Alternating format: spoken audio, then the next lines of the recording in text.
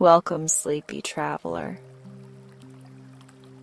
You've arrived at a quiet space made just for you.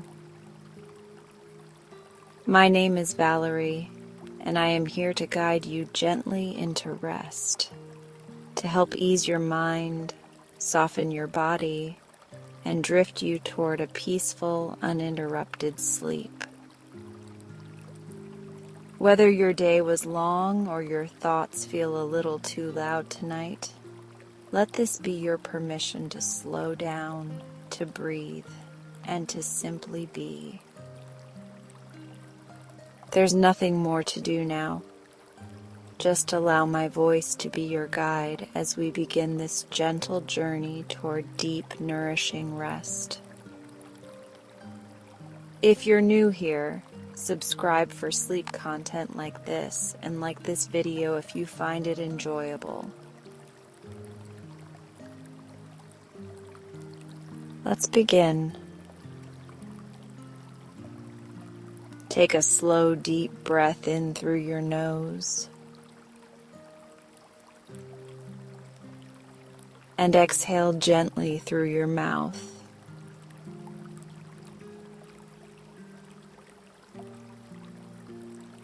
Allow the air to flow effortlessly as if it knows the way.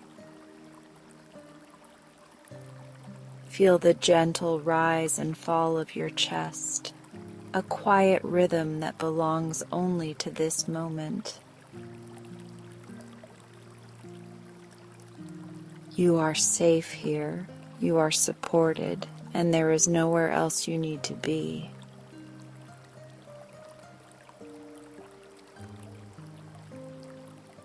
With each breath, feel your body becoming a little softer. Let your shoulders relax as if they are melting into the surface beneath you. Unclench your jaw, let your tongue rest naturally, and smooth any tension from your forehead.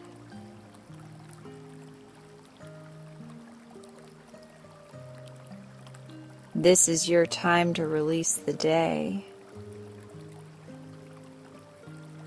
Every thought that was busy in your mind can drift to the side for now. You can always come back to them later, but for this moment they are weightless and distant.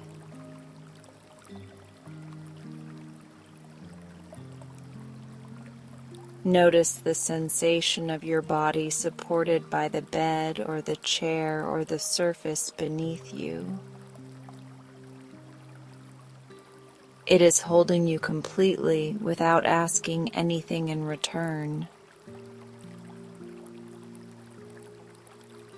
Feel the points of contact, your heels, your calves, your back, your head.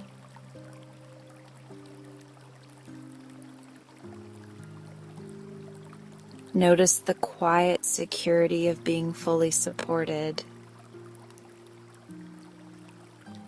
You do not need to hold yourself up right now. Gravity and comfort are doing all the work for you.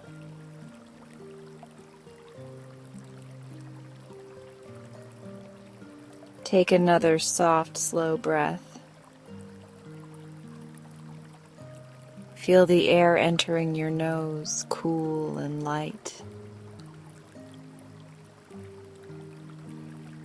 Then feel it leave, warm and gentle, carrying away the remnants of tension.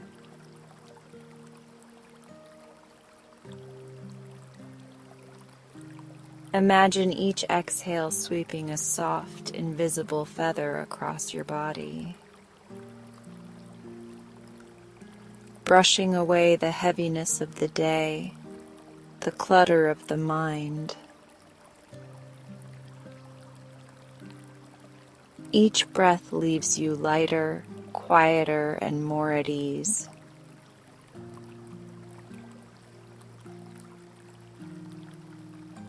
Now bring your awareness to your feet. Notice how they feel without moving them. Are they warm or cool, heavy or light?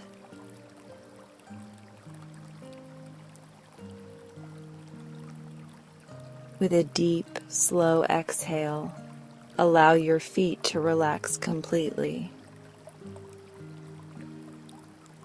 Feel them sink into the bed or floor beneath you, as if they are dissolving into comfort.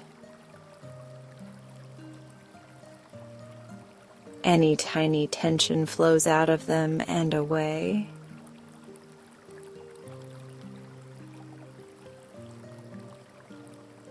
Gently move your focus up to your legs.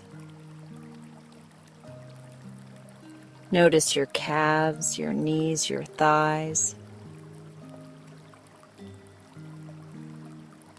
They've carried you through the day, and now they are ready to rest.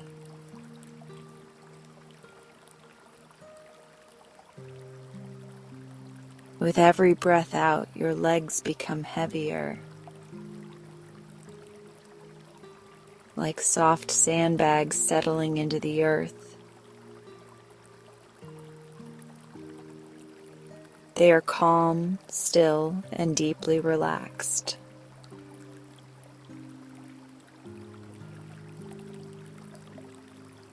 Now bring your attention to your hips and lower back. These areas often hold the weight of movement and posture.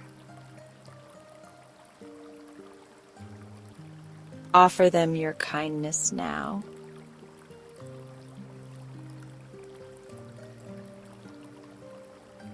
As you exhale, let your hips spread softly into the surface below.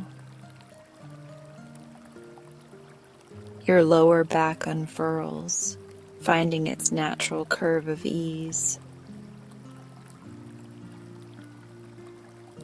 All the tiny muscles release as if they've been waiting for this moment.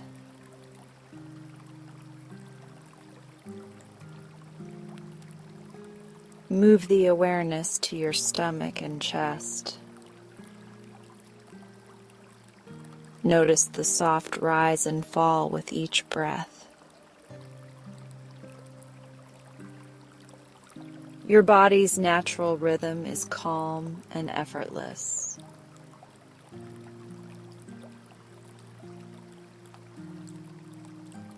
Let your stomach be soft without needing to hold anything in. Let your chest open gently as if creating space for peace to flow in. Every breath washes this area in tranquility.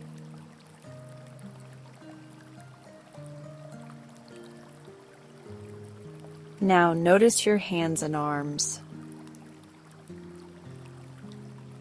Are they resting naturally, or do they want to shift slightly for comfort?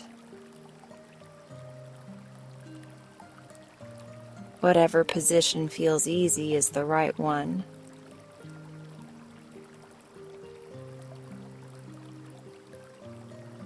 With your next exhale, imagine a wave of relaxation moving from your shoulders, down your arms, into your fingertips. Your fingers soften, your palms are warm and at ease. The weight of the day slips right out through your fingertips.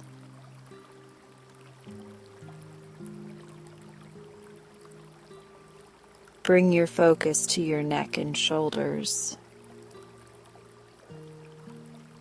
This is where we often hold invisible burdens.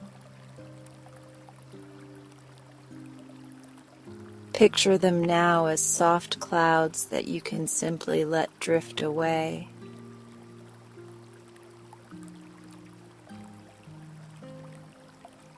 Your shoulders sink a little deeper, as if the bed or chair beneath you is embracing them.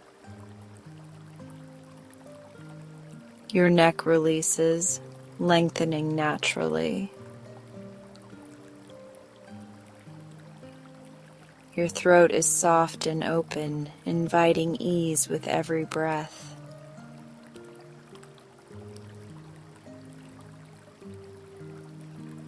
Finally, bring your attention to your face and head. Notice your jaw, your cheeks, your eyelids. Are they holding any tension at all?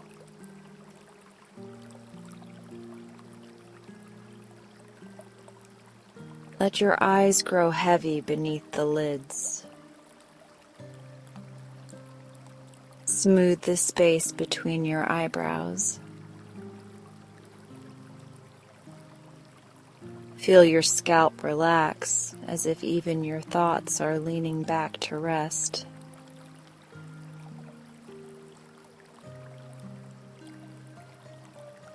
Your whole body is now bathed in a gentle, soothing calm.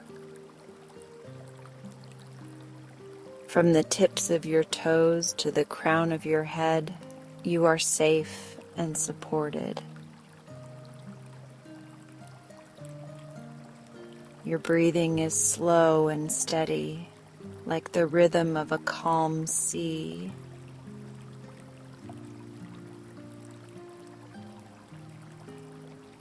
Now imagine a soft, warm light above you.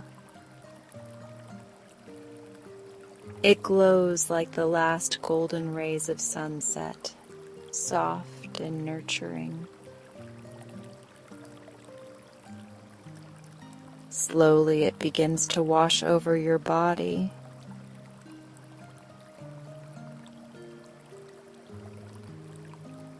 Starting at your head, this gentle light moves down your face, your neck, your shoulders. Wherever it touches, a deep peace settles in. This light is here to cradle you, to remind you that you are safe to let go.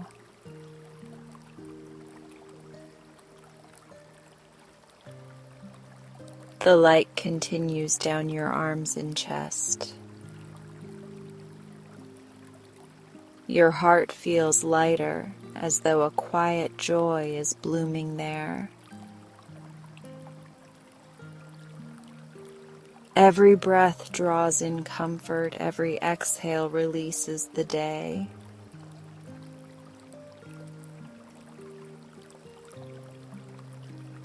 The light moves into your stomach, your back, your hips. Every muscle loosens, every joint sighs with relief. Your body is a vessel of quiet now, floating in serenity.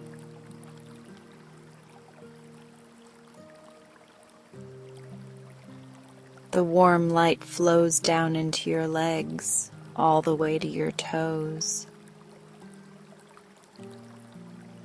You are glowing with peace from head to toe.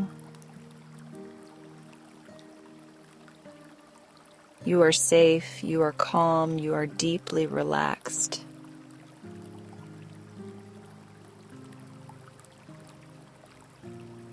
As you rest in this gentle stillness, imagine yourself lying in a quiet, cozy space.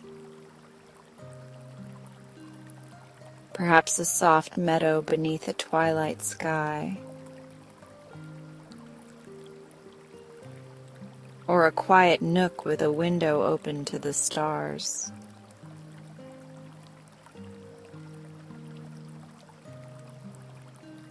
The air is cool and gentle, carrying a whisper of comfort.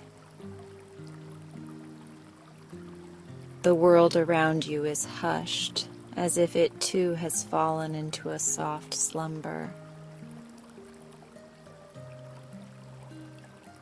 Here, time moves slowly and all is well.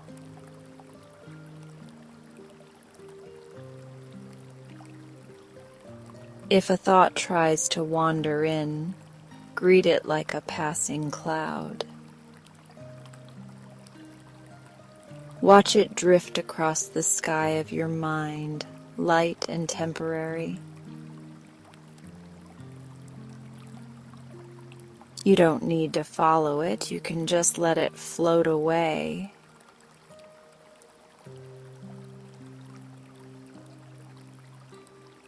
Return your awareness to your breath, your soft body, and the peaceful warmth surrounding you.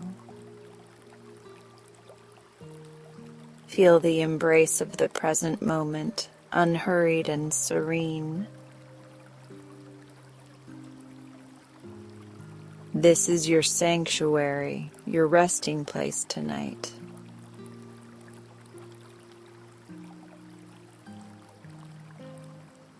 Your body is fully at ease. Your mind is calm and open, ready to drift wherever dreams will take you. Every part of you is in harmony with the quiet of this night.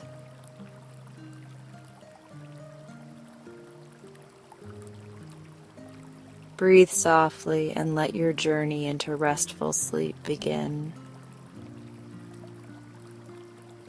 You have given yourself the gift of release, the gift of stillness.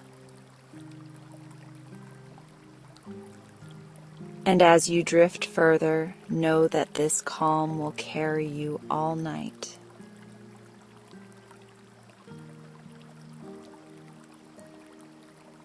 Rest well and enjoy tonight's bedtime story.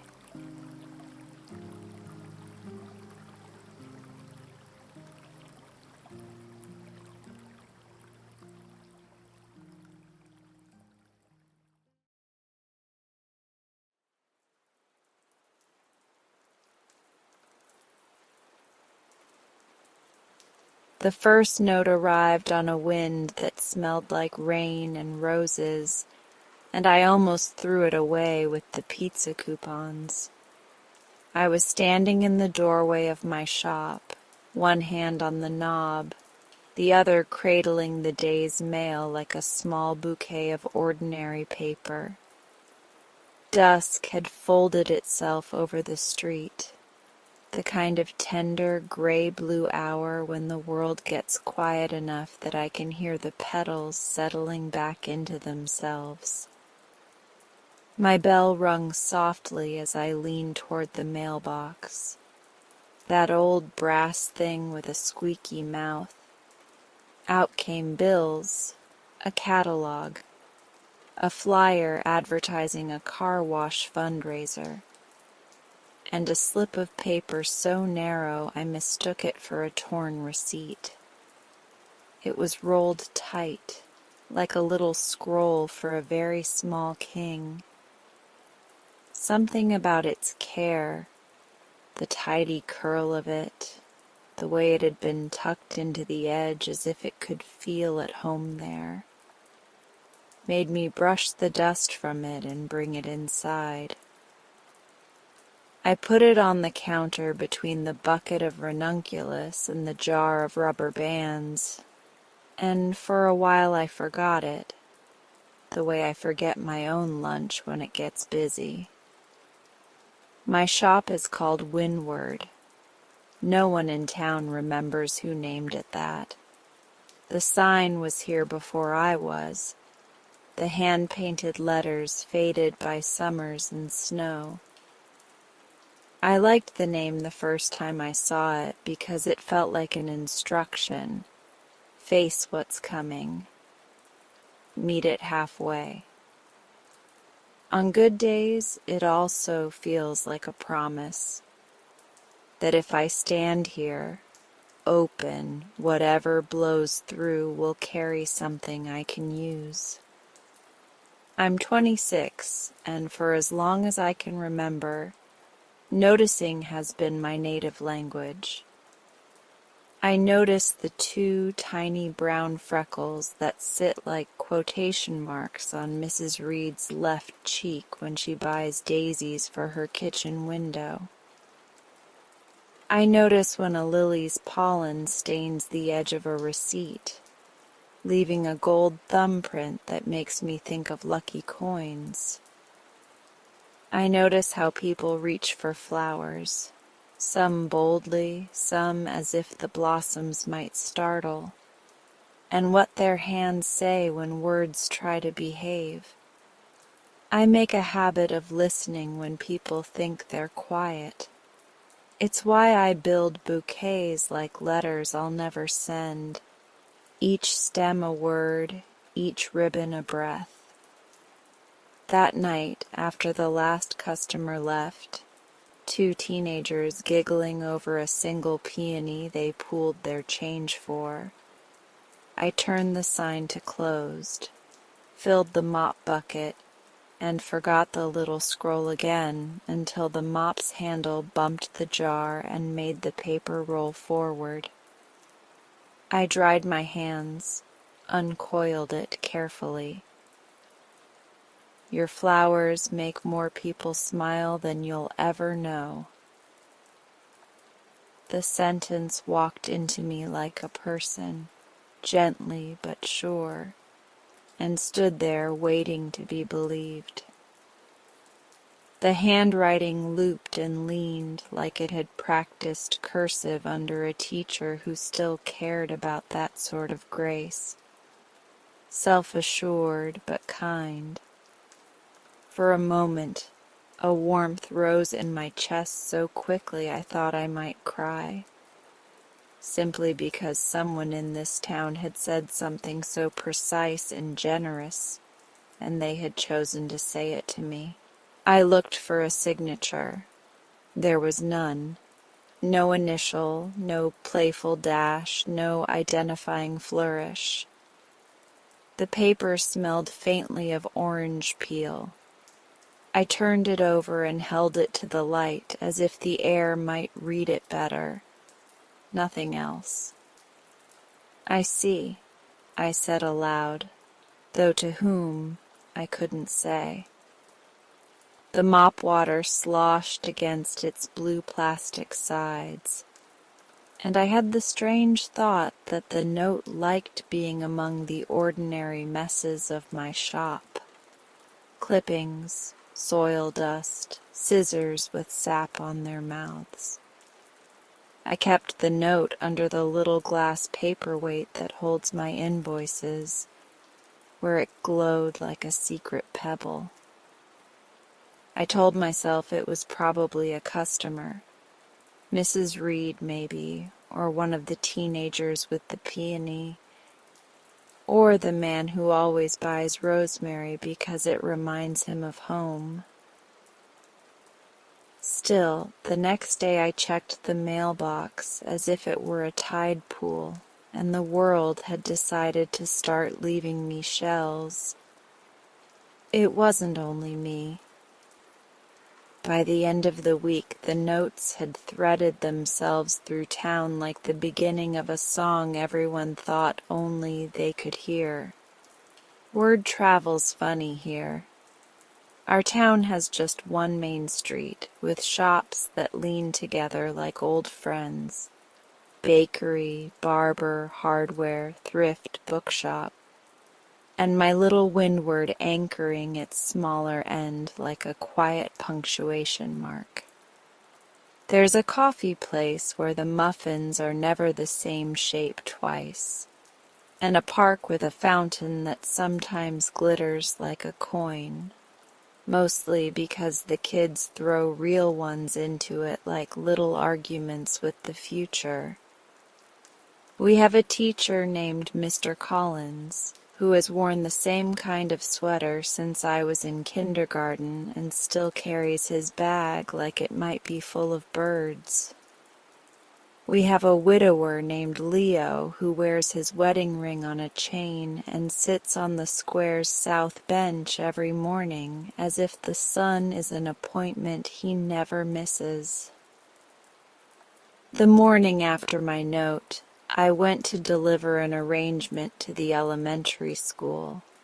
Sunflowers and blue asters, the kind kids point at when they draw, and found Mr. Collins holding a piece of paper in both hands.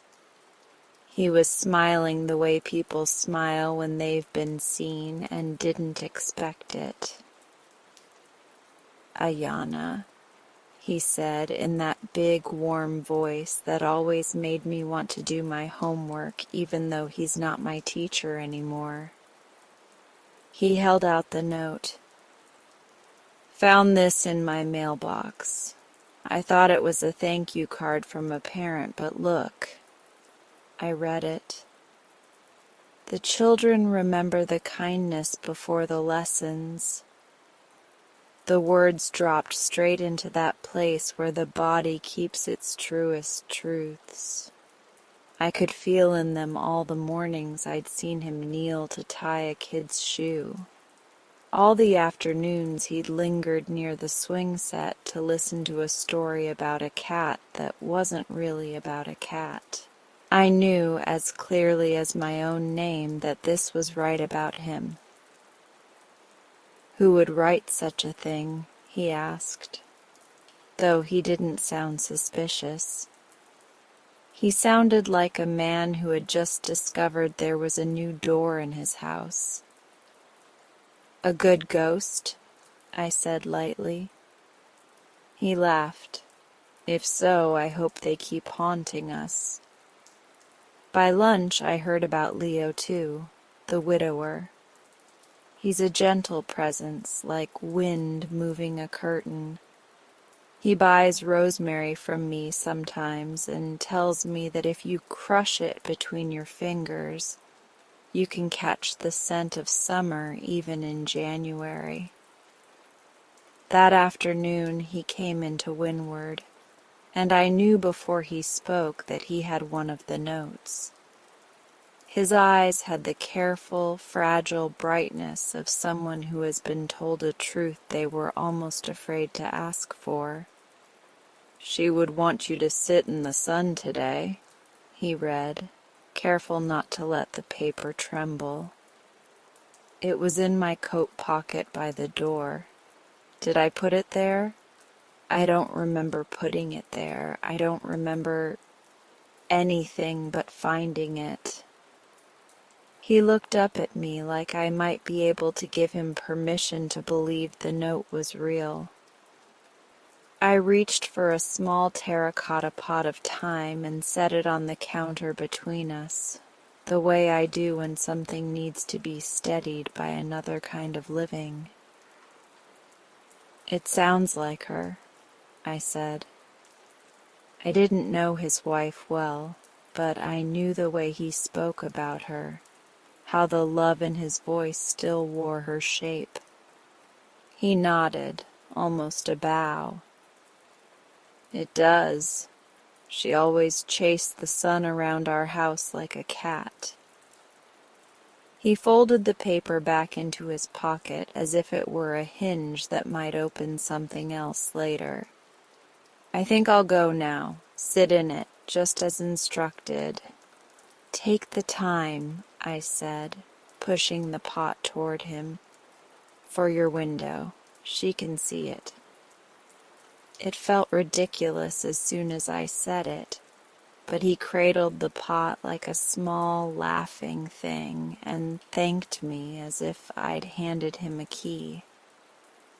By evening, the bakery had a note taped to its display case, though that one was not an anonymous delivery, but the baker's own copied version, crowing about it like someone who has discovered a new ingredient. The note was not meant for her, but she liked it so much she made it public, which seemed like its own kind of gift.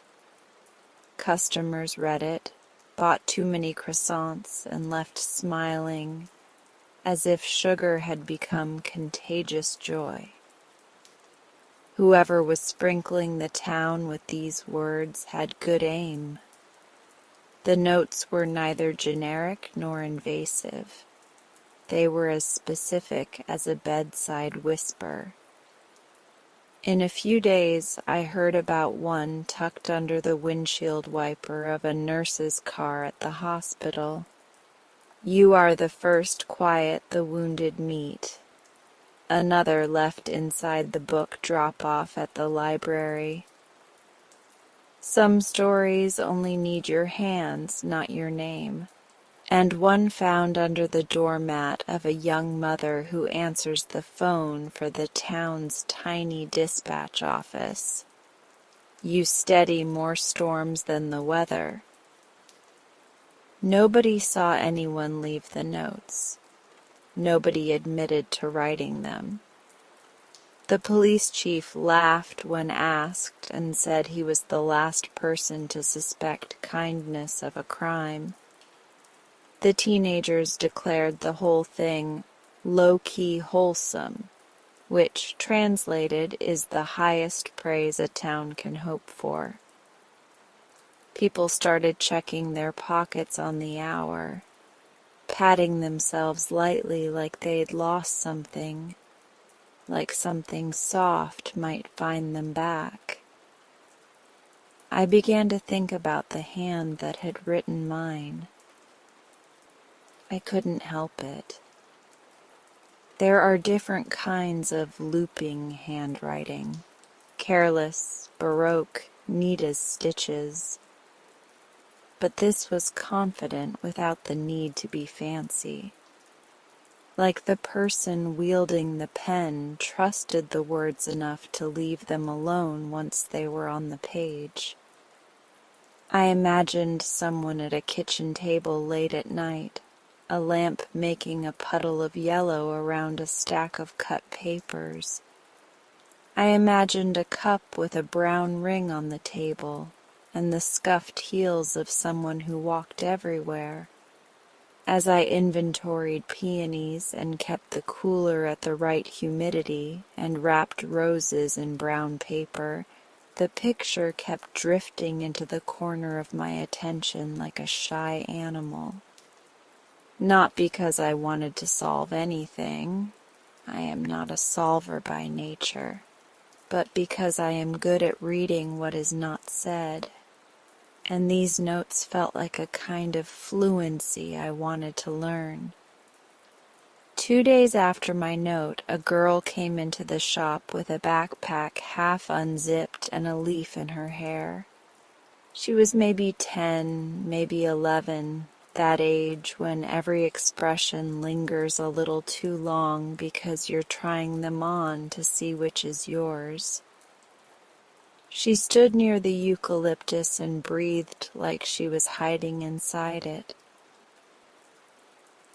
"Can I help you?" I asked, because that is what my mouth says, even when what I mean is, "Are you safe? Did someone forget to see you today?" "I'm just looking," she said, which is what that mouth says when the heart hasn't decided yet. I nodded and went back to trimming the stems of a sympathy arrangement. White roses, a little lamb's ear for the soft edges, sprigs of lavender to say something gentle that words couldn't find. After a minute, the girl came closer and watched the way the water beaded on the counter. "Do flowers talk to each other?" she asked, serious as a judge. "Sometimes," I said. "Mostly they listen." She nodded like she had suspected as much. "Do they listen to people?" "All the time," I smiled. "It's one of their talents." "My teacher got a note," she said, looking not at me but at the gap my scissors made in the stems. "He cried in the supply closet. Not a lot, just a little. I saw his shoes." I nodded. "He's good, your teacher." "He has nice hands," she said, and I loved her for it, because she was noticing. Do you think someone will leave me a note? The question came out so level that I didn't realize where it would land until it hit me. Now my hands were the ones that needed gentleness. I don't know this girl's interior, her scaffolding of worries and wants, but the look on her face was identical to the look on grown people when they get a note. A mix of hope and the fear of being too much for hope. I don't know, I said, because I am careful with promises. But I think if there's a note meant for you, it will find you. Okay, she said, but it wasn't. She was practicing the sounds of okay to see if any of them would stick. She left with a single sprig of eucalyptus I insisted was my very official sample. And I added a ribbon because it looked like it had been waiting its whole life to wear one. When the door shut behind her, I looked at the little roll of paper under the glass weight and felt the first itch of something I couldn't name then, a restless kindness, a wanting to deliver, to write something truest and tuck it gently in the world, an act so small it might go unnoticed, and so enormous it would alter the air. That night, after doing the books, I stayed late to sweep, then later to rearrange, and later still because leaving felt like interrupting a song in the middle. The street outside was quiet, the kind of quiet that lets you hear your own bones. I brewed tea in the little electric kettle I keep by the sink and stood in the doorway to drink it, watching a moth test its luck against the street lamp. The mailbox, that brass-throated little mouth, glinted. I told myself I wasn't checking it, just moving to stand where the breeze could get a clean look at me. Inside was another roll of paper. My heartbeat stepped wrong, the way it does when you think you've missed a stair and then recover. The paper felt warm, as if the person who had placed it there had only just taken their fingers away. I looked up and down the street, half expecting to see a figure duck behind the bench, a shadow resolving itself into a person. Nothing. Just the slow sweep of leaves and my breath. I unrolled the paper with a care that felt like reverence. A bouquet is a map of how you listen.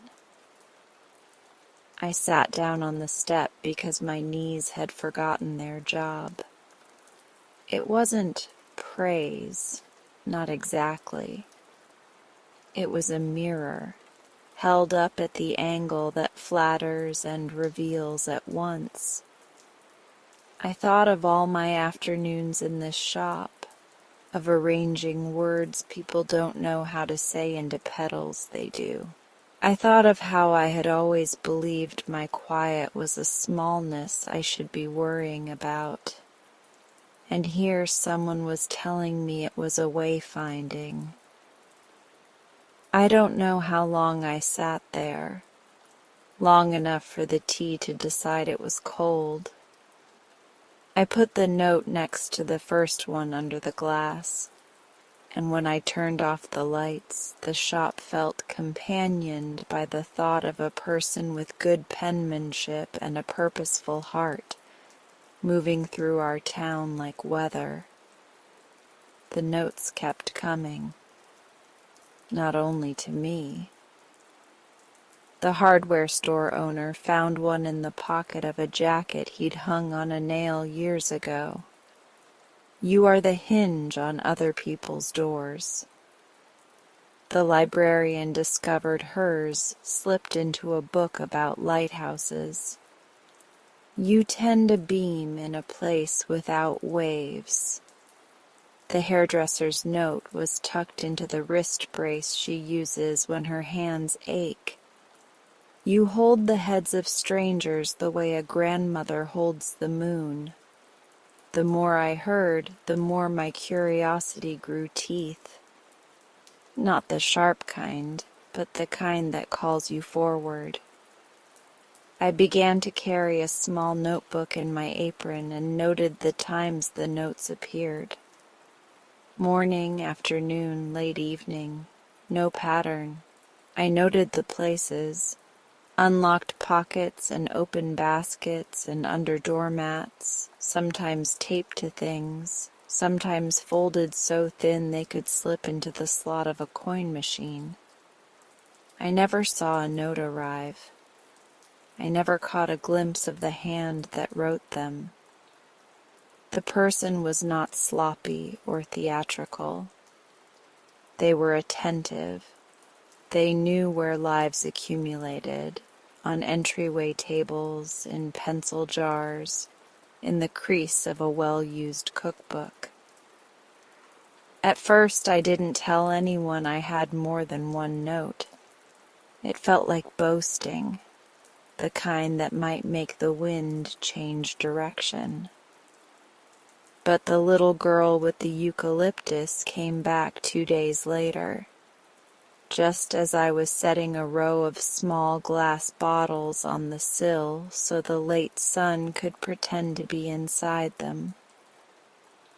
She stood, hands stuffed in her pockets, and didn't speak. I looked up from my bottles. "Hello again," I said. She pulled a crumpled strip of paper from her pocket and smoothed it on the counter with the concentration of a scientist. "I got one," she whispered. "It was in my jacket sleeve." I read, "Small hands can carry big light." My throat made a soft sound I usually only let out when I'm alone. "Is it okay that I'm proud of you?" I asked. She considered this. "Yes," she said at last. "It feels like you found something and you want to show it to me." That's exactly it. I folded the paper along its crease and passed it back. "Do you want a ribbon for it?" She nodded. I tied a pale blue one around the note and watched the way she held it, not as a fragile thing, but as a tool she had just learned to use. When she left, I felt the town hum inside me like a hive. It wasn't reverence for the person writing the notes that struck me most. It was how people behaved after they received them. The teacher bought extra stickers and used them on the quiet kids' papers. The widower took 2 chairs to the park and left a book on the empty one, as if setting a place for the sun.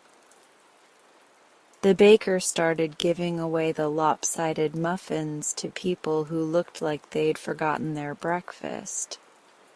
The notes didn't point back to their author. They spun outward into the acts they named. It was like someone had opened a window in each of us, and the room had become easier to breathe in. The thing about quiet is that people think it means absence. But quiet, I've learned, is an attention. It's the way a meadow listens when you step into it. It's the way light waits to show you where the dust is. Quiet can hold so much. It can hold the names we're waiting for, and the hands that don't know yet what to carry. One evening, as I was closing, I heard footsteps outside, not hurried, not slow, measured. like someone who knows how to walk beside themselves. I didn't look up. I wanted to, but I've learned that watching too hard can scare away what wants to come close. The footsteps paused. The mailbox gave a tiny sigh. The footsteps retreated. I counted to 20, which felt both silly and sacred, and opened the door. Inside the box, another scroll. Windward, it said, and my heart felt like a rabbit, is the right name. I laughed, a sound that startled even me. I didn't name it, I said out loud to no one, and maybe to the person who had just left. But thank you for agreeing. I stood on the step for a long time, the note between my fingers like a pulse. The street was empty. Night had pulled its dark shawl close. I wanted to call into it, I'm here, but I didn't. I held my quiet. I let the wind come to my face and do what it does best, move me just enough. It would be neat if I could tell you that I decided then and there to find the writer, that I drafted a plan as careful as a bouquet and followed it through all the alleyways of town. It would be neat, but not true. I did what I always do. I listened. I watched. I lived inside the rhythm of my shop, cooler door opening and closing, stems dropping into water with their small, obedient gasp, laughter of customers, the bell on the door chiming like a polite bird. But something was different now. People came in to buy flowers more than ever, not because there was a holiday or a sale, but because the town had turned its face toward its own tenderness. They came to praise and apologize, to ask and thank, to name what they saw. A bouquet for a nurse who stayed late. A single stem for the woman who found a runaway dog. A wild armful of field flowers for the teenager who didn't get the part but still showed up to watch the play. My receipts became maps of kindness I carefully folded and tucked away, as if I might need to study them again. Some nights, after I had swept and turned off the lights, I'd sit on the floor with my back against the counter and read my 3 notes. I didn't memorize them, but my body did. The words felt like they belonged to me, and also like they belonged to everyone else, which is a paradox I'm learning to trust. One late afternoon, a storm cupped the sky and everything went green. My shop filled with that alive smell that makes all the plants lean. I propped the door open because I like the sound of rain choosing where to fall. A man I didn't recognize stepped in, his hair wet to his forehead, a corduroy jacket beaded with water. He stood just inside the door and looked around like he was arriving somewhere familiar and trying to figure out why that felt true. He smiled at the hanging bundles of lavender, at the moss in the terrariums, at the hand-lettered sign that said, "Please touch the plants. They miss the forest." "I'm just looking," he said, but his voice was not the girl's voice. It had a small tremble in it, like a glass set down a little too fast. He drifted to the peonies and let them mist his hands. He bought nothing. He left, shaking the rain from his shoulders before he stepped out. I don't know why I think of him now. He could have been anyone, and I am not looking for suspects. It's only that some people carry the air of a sentence you've been waiting for, and he had it. When he left, the shop felt temporarily too quiet, like a radio station when the song ends and the DJ hasn't started talking yet. I wrote down the time in my little notebook out of habit. I wrote 4:12 rain, a stranger who looked like a place the wind remembers. I crossed it out. I am careful not to force the world into a story it doesn't want. The next morning there was a note under the rubber band jar. Ayana, it read, and I had to sit down again. You listen like the sea. There were many ways to take that, and I tried them all on. The sea is loud and it is quiet, and it is relentless and tender. It returns what it can and keeps what it must. It can drown and it can hold you up. It can be a mirror for the moon and a memory of storms. I thought maybe the note meant this, that listening isn't passive. It is weather. It shapes coasts. I slid the note under the glass with the others and watched the four of them lie together, little squares of courage. I didn't know what would happen next. I didn't know if the notes would keep coming or if the person writing them would decide the town had had enough. I didn't know whether asking would scare them away. But when I opened the door that day, turned the sign so that it smiled at the street, and stepped aside for the first customer, the librarian holding a book like an apology, I knew this. The wind was carrying something through all of us, and even if we didn't know who started it, even if we never knew, we could keep letting it move us.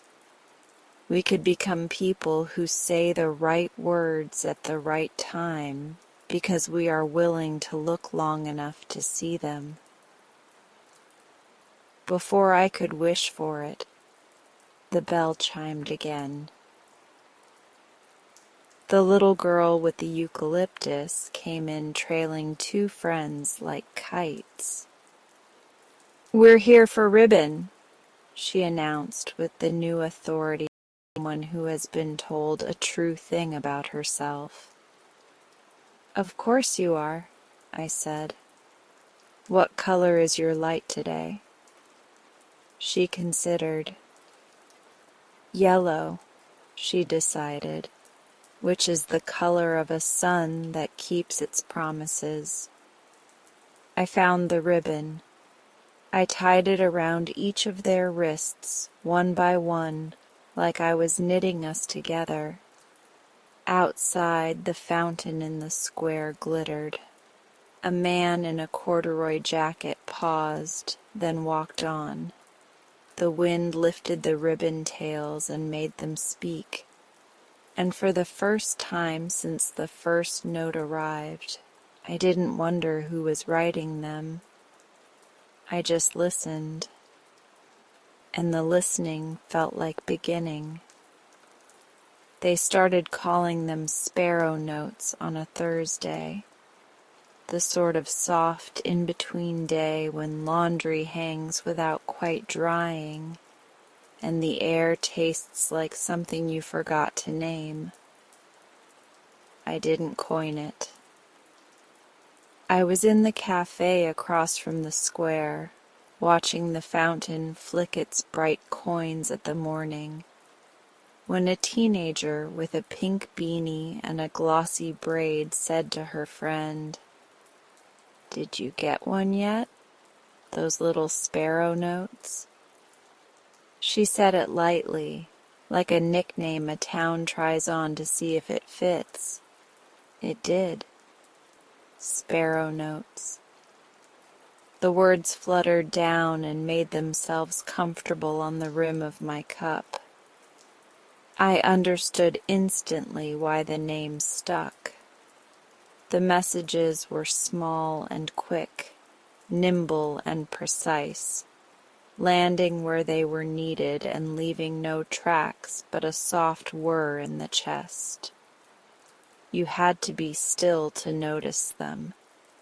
You had to be the kind of person who listens for wings.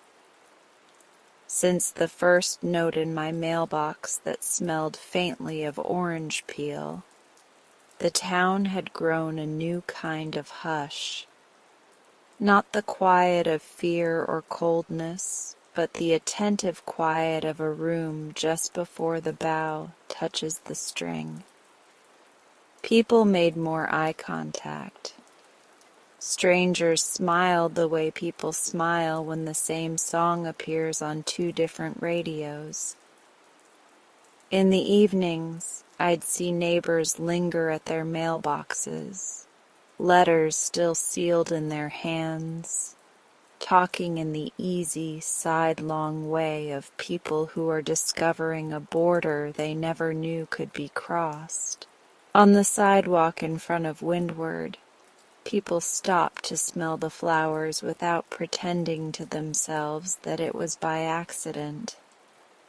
They leaned into the roses, slipped their faces into the cool bell of a lily, lifted the thin licorice smell of anemone like they were reading a poem aloud, just for themselves. The bell on my door chimed more often and at gentler tempos. Inside, the air was busy being a refuge. I let it. Then, because the world is generous when you treat it like it might be, customers began to bring me their sparrow notes, carefully folded from pockets and wallets and book sleeves, as if I were a keeper of the small hopefuls that tremble when you set them down. "Will you hold on to it for me?" they'd ask sometimes, and I understood what they meant. Not hold as in keep. Hold as in witness, as in, see this with me, so I can believe it twice. I made a place for them without deciding to. It began with a wooden clip I glued to the corner of the front counter, then 2, then 7. I wrote perch in a neat hand on a card above them, because everything feels braver with a name. People leaned their notes there, letting them rest a while in the open air before they brought them home to tuck under picture frames, inside cookbooks, in the quiet places where gratitude likes to sleep. Mr. Collins, the elementary school teacher with sweaters that make you want to read, placed his note under the first clip. "The children remember the kindness before the lessons," it said. He read it aloud to me the day he brought it in, the way you read a prayer not because you don't know it by heart, but because your mouth wants to kiss each word. "When I get tired," he said, "I forget this. It feels like someone has been watching me gently." He blushed quickly. Not in a creepy way, in a, you know. "I know," I said, because I did. Leo, the widower, put his on the second clip. "She would want you to sit in the sun today." He did. He came back pink-nosed and smiling later, with time in his hands and a story about how the light moved across the park bench like it was conducting his pulse.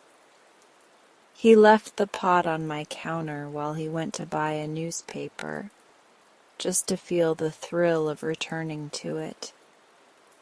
We are all, I think, practicing belonging.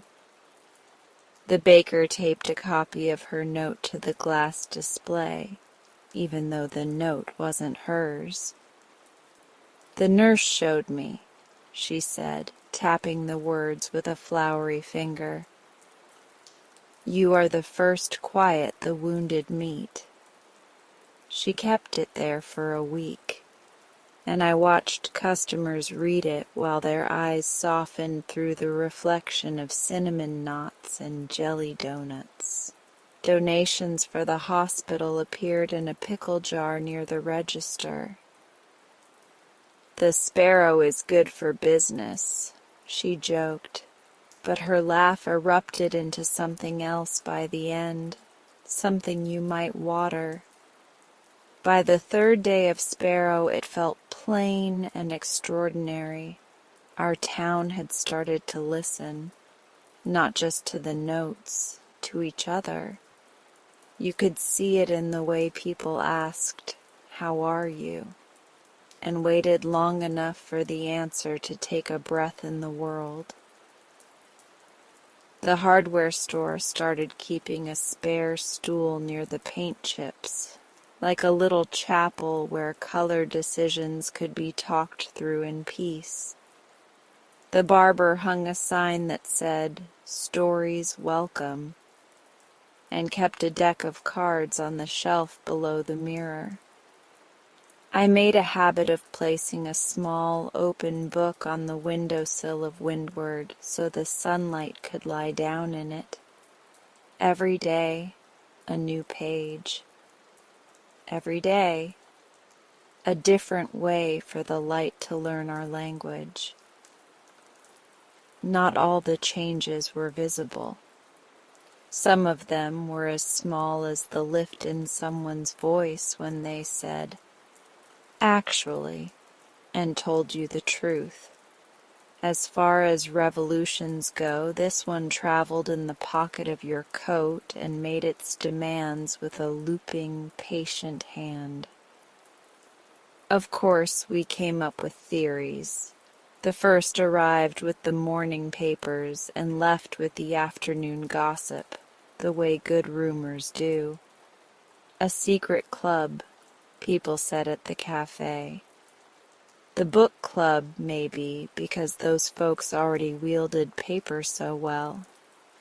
Or the quilting circle, because their hands were practiced in bringing fragments together and giving them warmth. Someone at the barber shop swore it was the Historical Society. "You think only people who look at old photographs can write like that?" the barber said, grinning. "No offense to your mother's cousins." The barber had a note tucked in his register. He didn't tell anyone what it said, but he kept sweeping hair into smaller and smaller smallness, the way you do when you're trying to get the floor ready for something. Teenagers claimed the sparrow had to be one of them. "We know everything," one said near the fountain, then immediately blushed because he'd just admitted knowing that he didn't. The post office woman wagged a finger and said she'd never betray a postal secret even if she had one, which is exactly what someone with a postal secret would say. The priest wrote a sermon about sparrows and quoted an old verse about the least of these. The congregation nodded, tiny birds unwrapping themselves inside their chests. Then someone, no one remembers who, started whispering about the sparrow. as if the notes had flown out of a single creature with quick wrists and a knack for landing on the exact branch where your heart sits to rest. "The sparrow left me one under my windshield wiper," the nurse told the baker. "The sparrow likes the bench near the south side of the square," said a man at the hardware store. "The sparrow went into the library at 3:17 p.m., said a teenager who had stared too long at the front door and seen a reflection she wanted to make into a story. The nickname stuck to the unknown like a sweet burr. It was easier, perhaps, to say "the sparrow" than someone who knows me without asking. "Maybe it's not one person," I offered to the cafe table one afternoon, a huddle of regulars who had invited me into their theory fest as if I were Switzerland. "Maybe it's a flock of kindness," Mrs. Reed sighed and dabbed at her eyes like she'd cut too many onions. "Imagine." I didn't have to. I had a front row seat. As the sparrow notes multiplied, people brought them to me with the care you carry a candle. They'd stand at my counter and lay the paper down next to the ribbon scissors, then retrieve it, then lay it down again. "Just read it with me," they'd say, and I would. A mechanic unfolded one that said, "You tune more than engines," and looked around my shop at the terrariums and the hanging eucalyptus and the little perch of clipped notes like he'd accidentally entered a temple. "I thought this would feel embarrassing," he said, gruff by habit, soft by accident. "It doesn't." "Because it isn't," I said. The librarian received one inside a returned novel. "You tend a beam in a place without waves." She laughed and cried and then laughed again, because metaphors have a way of slowly ringing you like a bell. "I do," she said, pressing the note to her sternum. "I do, I do, I do." I started keeping a small ledger under the counter to jot down the sparrow notes people shared with me. Only ever the words and the date, never the name of the recipient unless they asked me to. The ledger was simple, a blue cloth book with gold edges that picked up the sun each time I opened it. I wrote "observation book" inside the cover, then crossed it out and wrote "field guide," then crossed that out and wrote "listening." That looked right. When I turned its pages, I felt the town breathing between the lines. One morning the little girl with the sprig of eucalyptus returned, ribbon at her wrist, two friends trailing behind her like kites again. She placed a note on the counter solemnly. It says, "Small hands can carry big light." I want to leave it on the perch so other people remember. "You sure?" I asked. "It's okay to keep your note to yourself." She thought about it, then nodded. "I'll take it back later. I just want it to go on a walk." "Perfect," I said. "We all need a walk." She clipped it in the very middle, and for the rest of the morning I watched people glance at it and stand a bit straighter without knowing why. Later, the girl came to reclaim it. She pressed the folded paper to her chest and said, "It's bigger now." And I swallowed the sound my throat made. What I didn't say to anyone, not even to the ledger, not even to the plants when the shop was empty and the greenery was busy holding the room together with their quiet, was that I had begun to hear a different kind of whisper in the wind that brought the sparrow notes. Not only kindness, not only naming, something like knowledge, not the kind that makes you suspicious, but the soft, disarming sort that arrives when someone has listened longer than you expected. The notes seemed to know things that were not public knowledge, private hopes, private hurts, the little secret prayers we fold inside our sweaters and carry close to our skin. A teenager got one that said, "You can sing in rooms without doors." And 2 days later she auditioned for the school play even though she had never told anyone she wanted to. The barber, who had been quietly saving to visit his mother, found one that read, "You've already packed the stories, book the ticket." And the next week he left town for the first time in years. A woman who had lost a pregnancy months ago and told no one but her bathtub found a note in the pocket of her coat. Grief is a cradle, too. She brought it to me with shaking hands. I didn't say, "I didn't." "How?" she asked. I held her paper like it was a necessary instrument.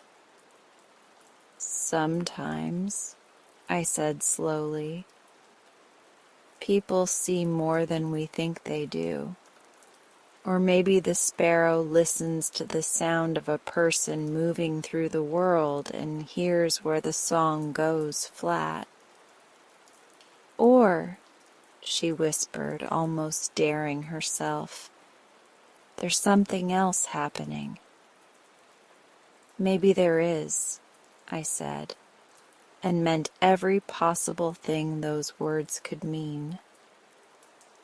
Late that afternoon, the man in the corduroy jacket came back, the one I'd noticed in the storm, who had looked at my shop like it was a place his feet remembered.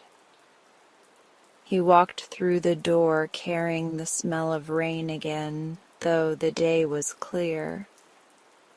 He looked at the perch. He read the notes there with the care of someone approaching a shoreline. He didn't buy anything. He stood for a long time with his hands in his pockets, then smiled at me in a way that made me think of porch lights. He left without saying a word. After he was gone, I found, tucked under the rubber band jar, a note I hadn't seen before. "A bouquet is a map of how you listen," it said, which I had already received days earlier and tucked under the glass with the first two. Only this one had something new, in smaller letters at the bottom, like a footnote that didn't want to interrupt. "And your listening is a way home." I looked up at the door, at the way the light made squares on the floorboards where footsteps had recently been. "Hello," I said to no one visible, then softer, "Thank you."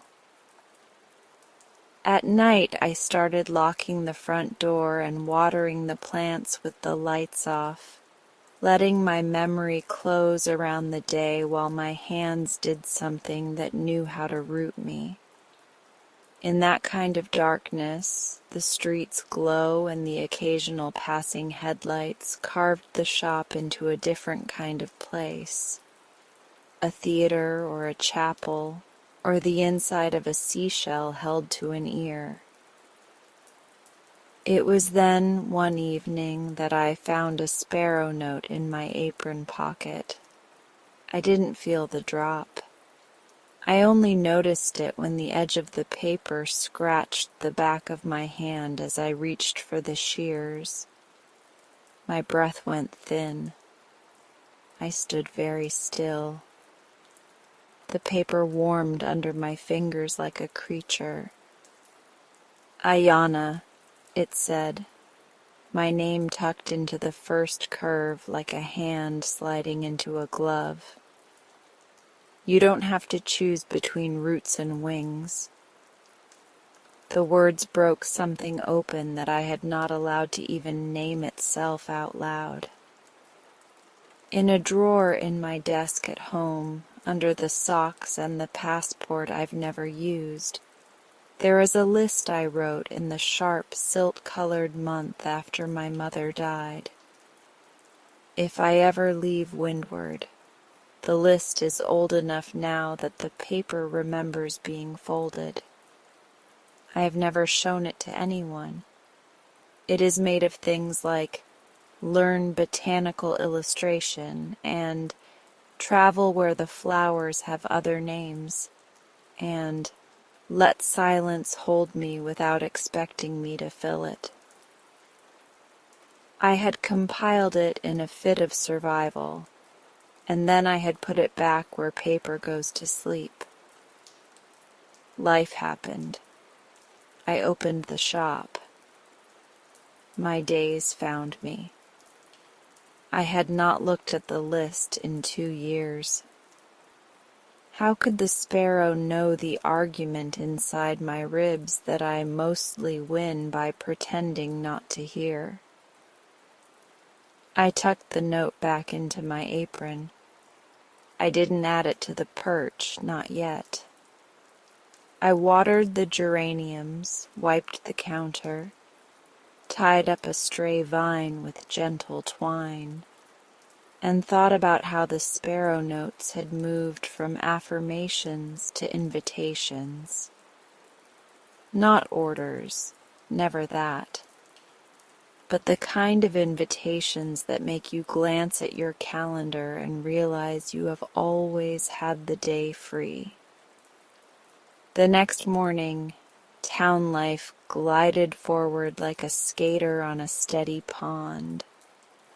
People lingered by their mailboxes, not waiting for envelopes so much as waiting for each other.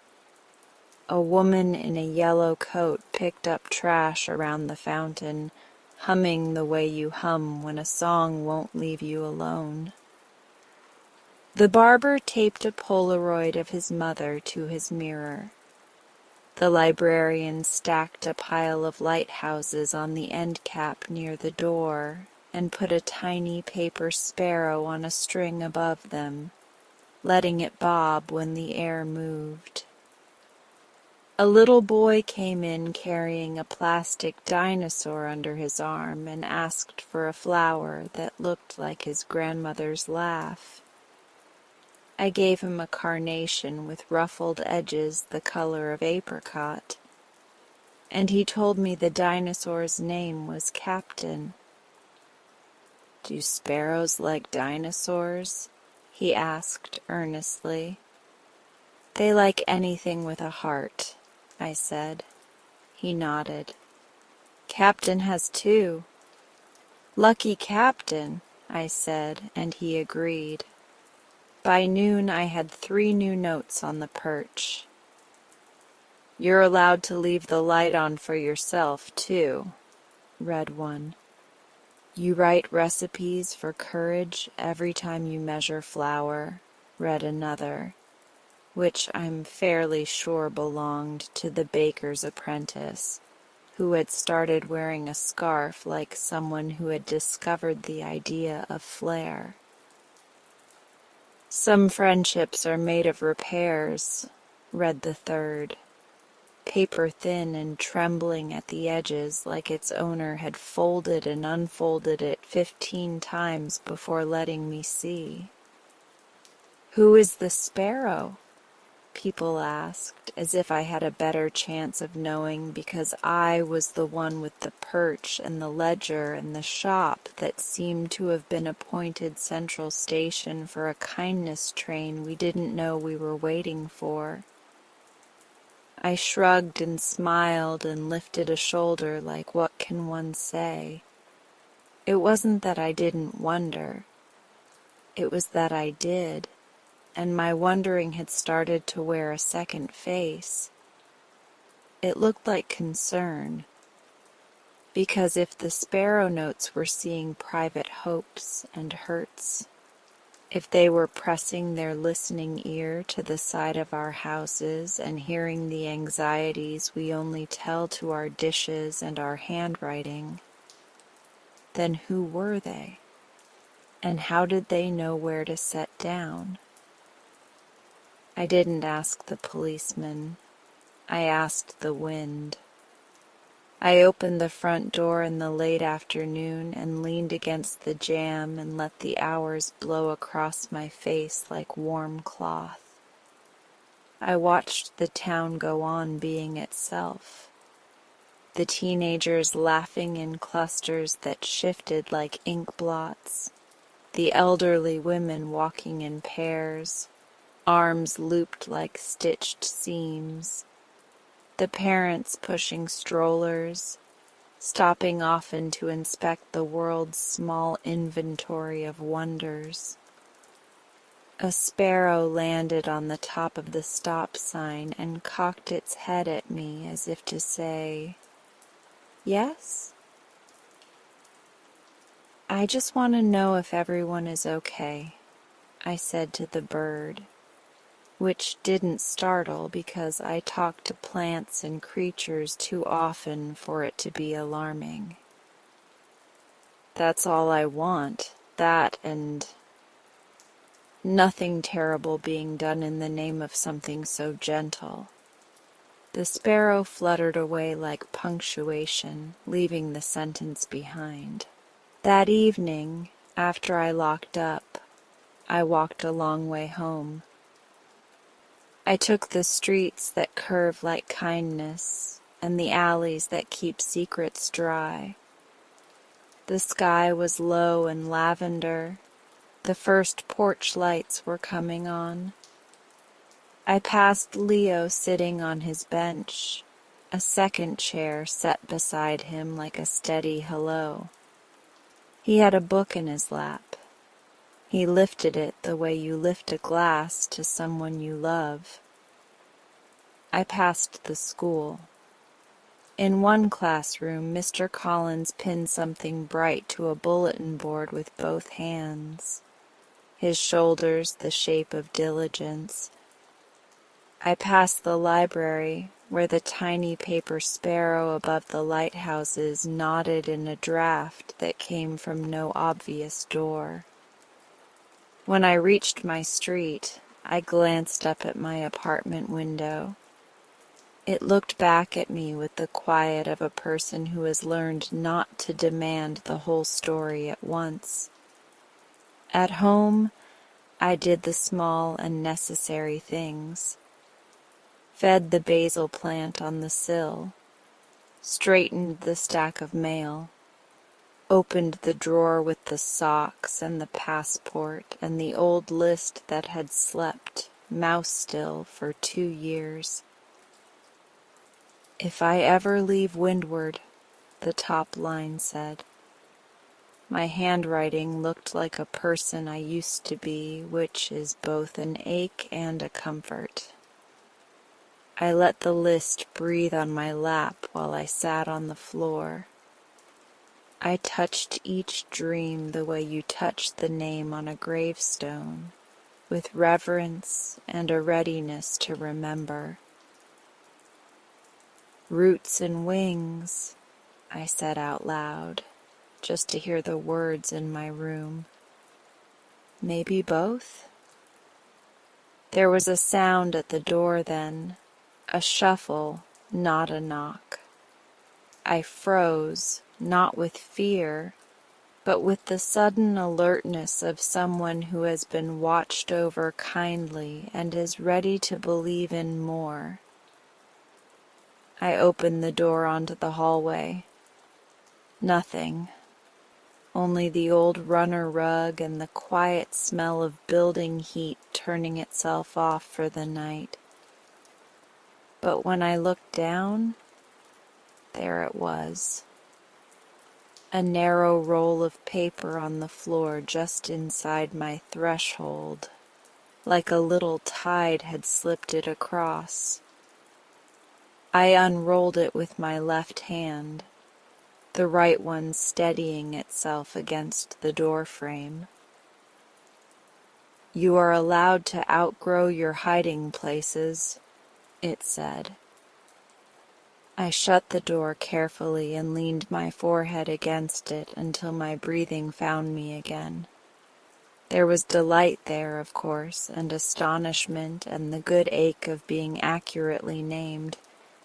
But something else crept in around the edges and sat with me on the floor while the basil plant grew a fraction of an inch that no eye could measure. It was the feeling that the sparrow notes weren't merely watching the town. They were reading inside it, not spying, not stealing, listening at a volume we had not realized our lives were broadcasting.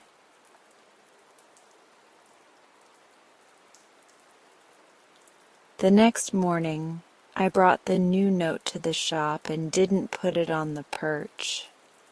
I tucked it under the glass weight with the first ones, building a little arch of courage under which I could pass every time I rang up a sail or trimmed a stem. People came, as they do, with their days in their arms. They showed me their sparrow notes and their shopping lists. They asked me to translate their love into gerbera daisies or peonies or a jar of daisies that could look like an apology from someone who had never learned to say sorry without laughing. I did my best. Midday, the man in the corduroy jacket walked by again and glanced in, just once.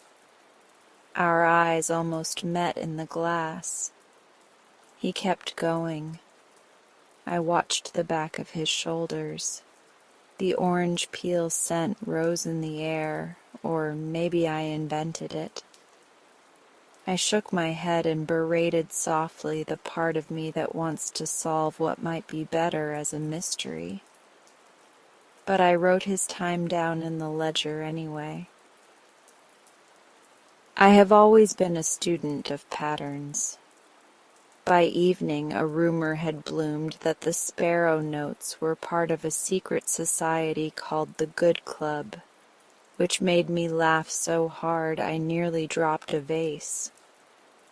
The barber came by and pretended to be looking for twine just so he could tell me, and when I asked him who told him, he said, "Everyone," in a way that made me love this town even more. "I hope the Good Club lets me in," I said. "You're the treasurer," he replied without thinking, and then we both paused. Because in a way, I was. People had begun to tithe their hope in my direction, and I was trying very hard to steward it without hoarding. Before closing, a young woman I didn't know stepped in and touched the perch as if testing if it was real. She had a face that looked like it had learned several different ways of not being too much. She unclipped a note and read it. She didn't replace it. She covered her mouth, then lowered her hand and took a breath that made everything in the room listen to her. "Do you think the sparrow hears prayers?" she asked the air between us. I think the sparrow hears the quiet, I said, and sometimes prayers are quieter than we think. She nodded. Sometimes they're loud and we still pretend they're whispers, she said, and smiled at her own audacity. She left without buying a thing, and I loved her for that too. When I finally turned the sign to closed and the bell made its grateful last ring, I stood in the doorway and let the wind burnish the day off my skin. Somewhere a little bird cheeped, a sound so simple and insistent that it felt like punctuation at the end of a very long sentence. I thought about the town starting to listen. I thought about the barber's photo, Mr. Collins's bulletin board, the little girl's ribboned wrist, Leo's 2 chairs, the librarian's paper sparrow, the baker's apprentice with her scarf. I thought about my drawer at home and the list that seemed less like a betrayal now and more like a trail map. The sparrow notes had started something in us, an instrument tuning, a room leaning in, a group of people remembering the uses of gentleness. And yet, as the street rustled and settled into its evening self, I felt a small current run along my arms, the sort you get when your intuition steps into the room and raises a finger like a teacher asking for quiet. What if the notes were not only naming who we are? What if they were also whispering who we might become, using knowledge gleaned from the places we have hidden from ourselves? What if they were more than kind? What if they were wise? Behind me in the dim shop, the perch glimmered. The notes fluttered minutely in the draft like small hearts practicing bravery. I turned out the lights and held the handle of the door a moment longer than necessary, the way you hold a friend's hand at the end of a visit because neither of you is quite ready to let go.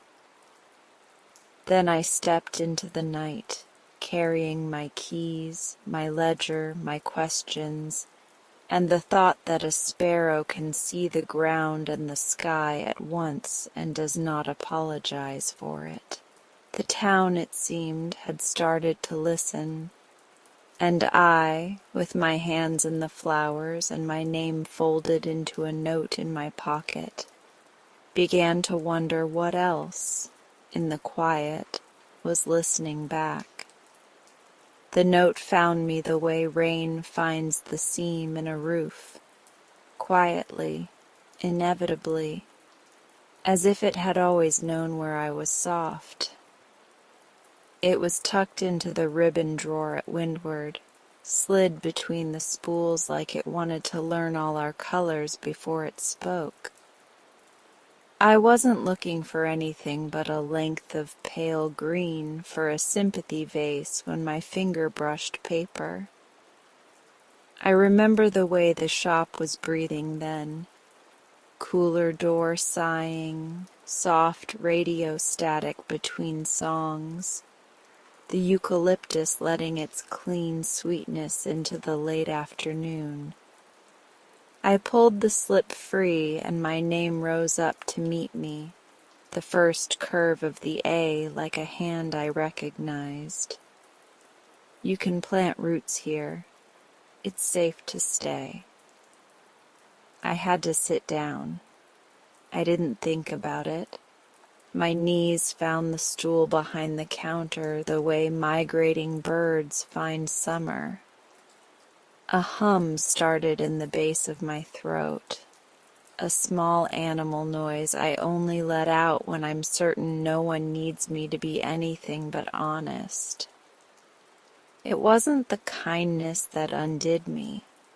Though the kindness was surgical, precise, it was the accuracy.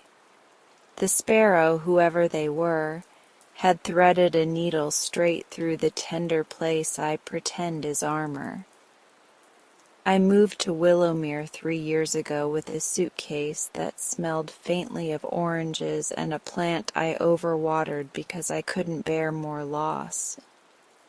Before that, I was always leaving. Not dramatically, not with slammed doors, just quietly, the way you leave a movie halfway through when you realize you don't have the right heart for it. I took seasonal jobs and short leases. I learned streets by their trash days, not their histories. I could belong anywhere for about 6 months. Then I'd start to hover just a half-inch above the ground until the ground, insulted, stopped calling my name. It wasn't that there was nowhere good. It was that I had trained myself to be temporary. After my mother died, permanence looked like a trapdoor. Staying meant attaching myself to a place that might take something from me while I slept.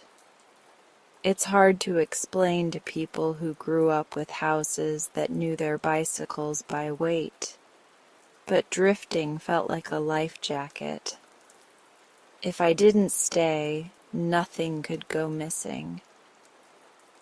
Willowmere was supposed to be another half year. I had passed through once on a bus, noticed a for lease sign thumbtacked to a faded window that said Windward in letters the color of old lemons, and something in me moved toward it the way vines move toward trellis.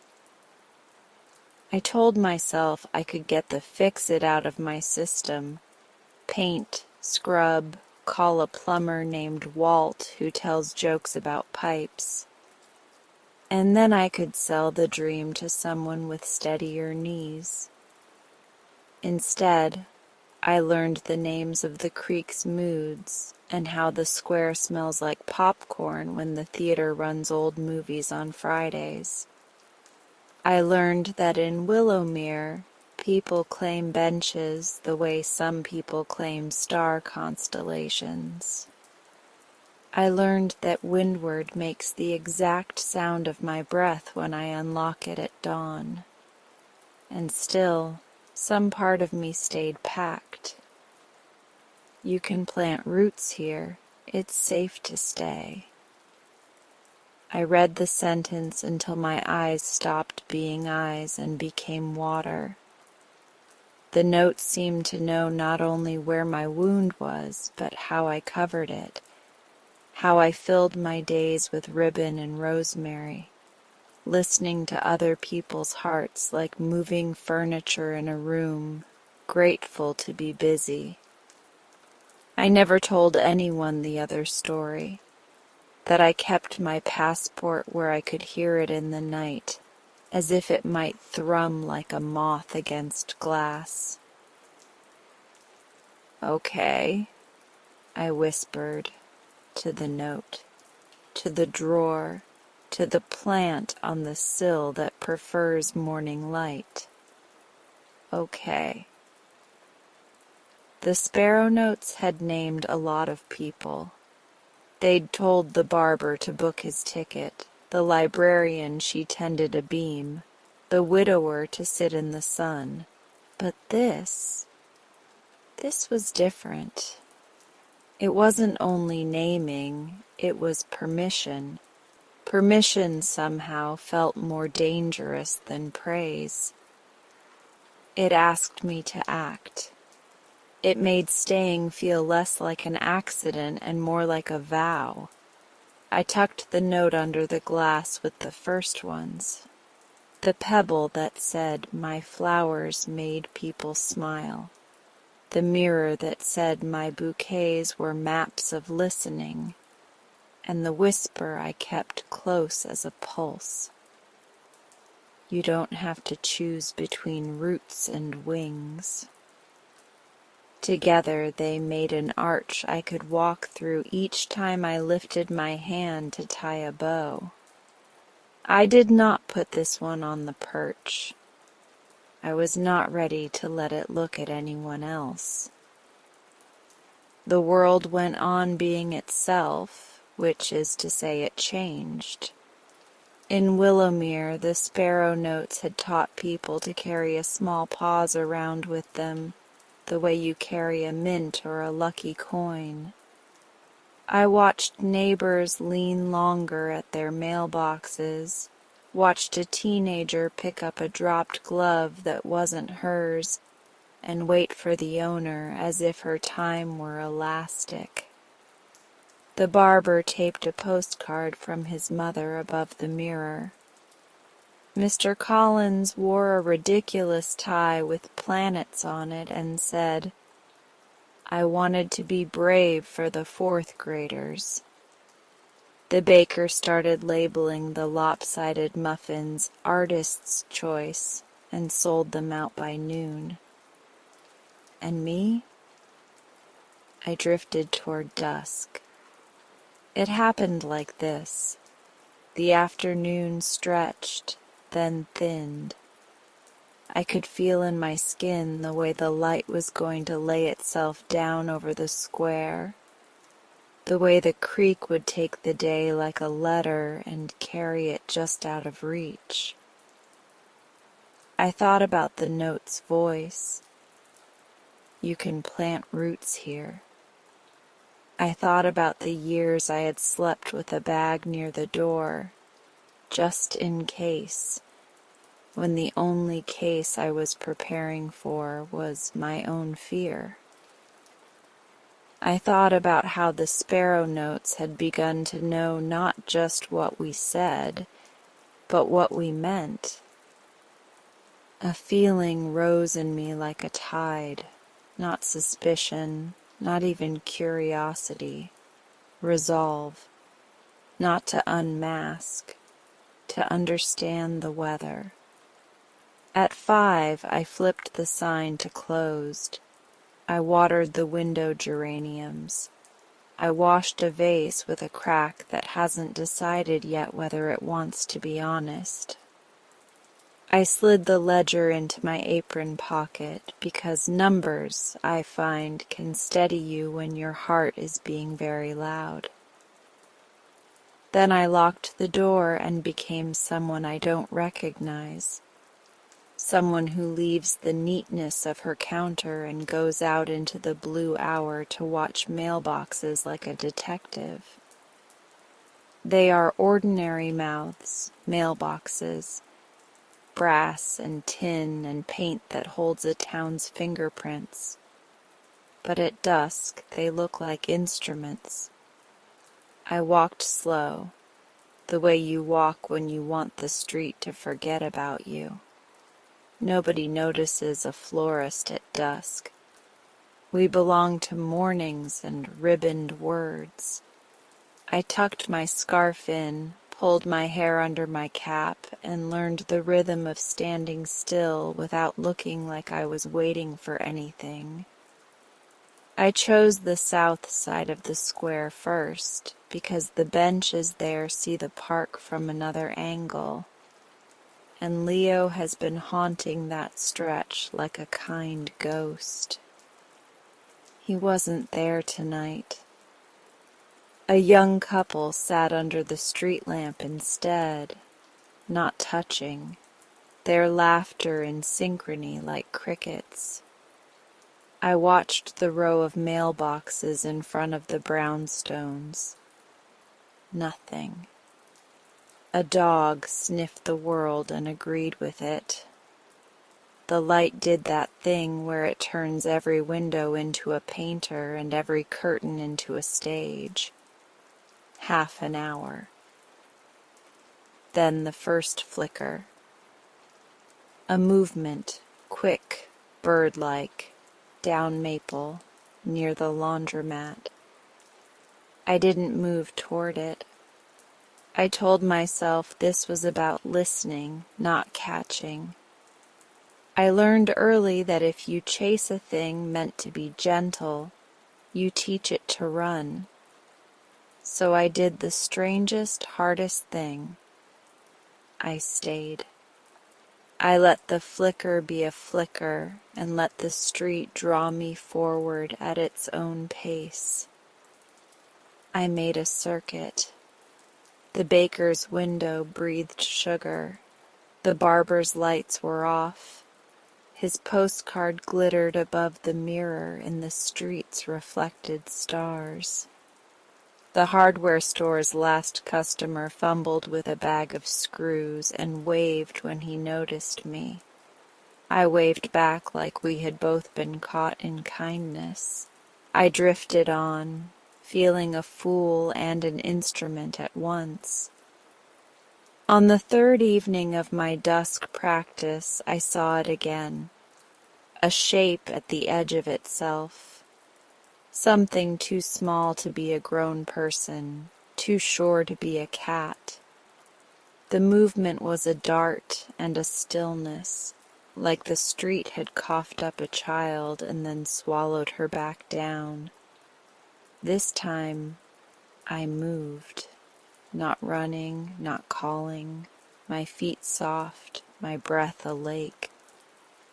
The figure darted down Birch, and I refused to be a chaser. Instead, I let my attention stretch outward the way I do when I arrange flowers, seeing negative space as part of the bouquet. The mailboxes wore their dusk like hats. I noticed which ones had new fingerprints, which ones had a smudge where there hadn't been one before. A note in the hinge here, a curl of paper there. The sparrow or the flock had left a trail if you knew how to look for the way paper interrupts the world. I passed a box with a slip tucked under the lid, the smallest tooth of white biting the metal. Another with a curl of tape so cleanly cut my scissors felt seen. I did not touch them. I did not want to steal anyone's moment. I followed them with my eyes the way you follow geese overhead, counting without counting, trusting they know where they're going. The trail, if I can call it that, arced toward the creek. The creek is the town's unofficial spine. It bends us. It holds our reflections like it's patient with our faces. The old oak on its eastern bank has outlived every mayor. Its trunk is a cathedral.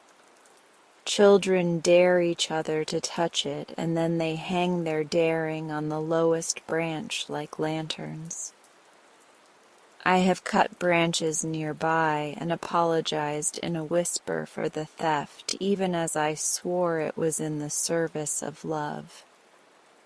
As I neared the water, I flattened myself against the sound of it, let my breath braid with the creek's breath so we wouldn't startle each other.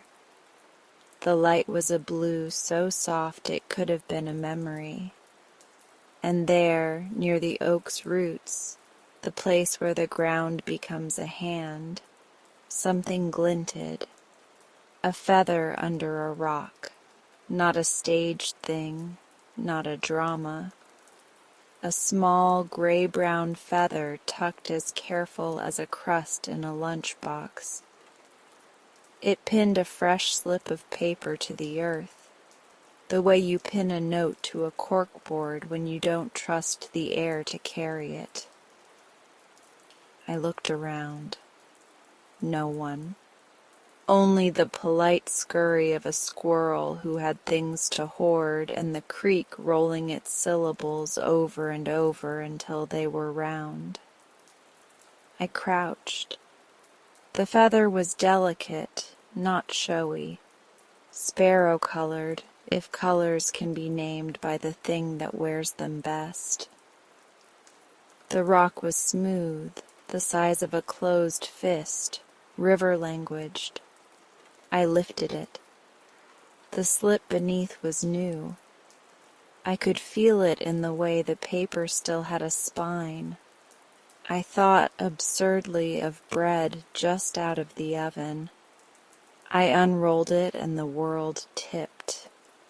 It wasn't addressed to me, not in the way my other notes had been. It was addressed to whoever comes here to listen. I laughed, a small, astonished sound that made the creek look up. The handwriting was the same looping patience I knew now like a friend. The message was simple, like most of the true ones are. If you're the one who waits in the in-between, thank you.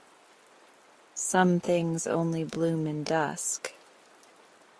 I sat back on my heels because my body had to adjust to the idea of being seen while it was hiding. The note wasn't a confession. It was an answer to a question I hadn't asked out loud, perhaps, or to all of the questions layered on this bank like leaves. "Are you here?" I asked the tree. The tree did what trees do. It kept its wisdom and gave me shade.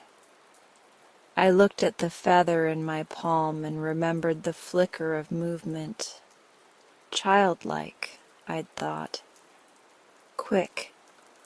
A dart of smallness in the corner of evening.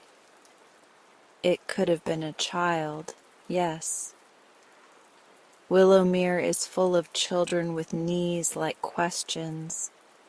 It could have been someone small in stature or someone practicing gentleness in their feet.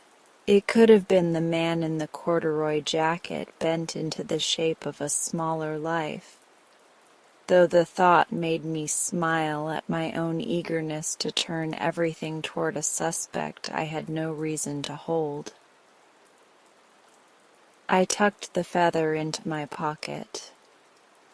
The rock I put back where it came from because it had a job and I was not going to interrupt its career. The note I folded and held in my palm until the edges learned my fingers. If you're the one who waits in the in-between, thank you. Some things only bloom in dusk. I am a florist. I know which flowers open at night. Moonflowers unwinding their white faces like prayer, evening primrose with its yellow coins, night blooming cereus that waits all year to astonish you for 15 minutes. There are whole lives that require twilight to become themselves. The message was not just permission. It was a teaching, perhaps even a boundary. Watch, don't chase. Trust, don't corner. On my way back to the square, the town looked like a map someone had taken loving notes on. Porch lights made constellations, and the distances between people felt walkable, even for someone whose instinct has always been to run. I paused near the bench where Leo sometimes sits. 2 chairs waited like parentheses. Beyond them, the sky wrote its evening letter to us and signed it with stars. When I opened Windward the next morning, I placed the feather in a tiny glass bottle near the register and wrote, in small letters on a card, "Found by the oak at dusk." People noticed. They tilted their heads at it the way dogs do when you say a word they're learning. It isn't that I wanted to tell anyone where to look. I wanted them to know the town had a wind in it that would be gentle with them if they brought their own gentleness to it. I almost told the barber. I almost told the librarian. I did not. Not yet.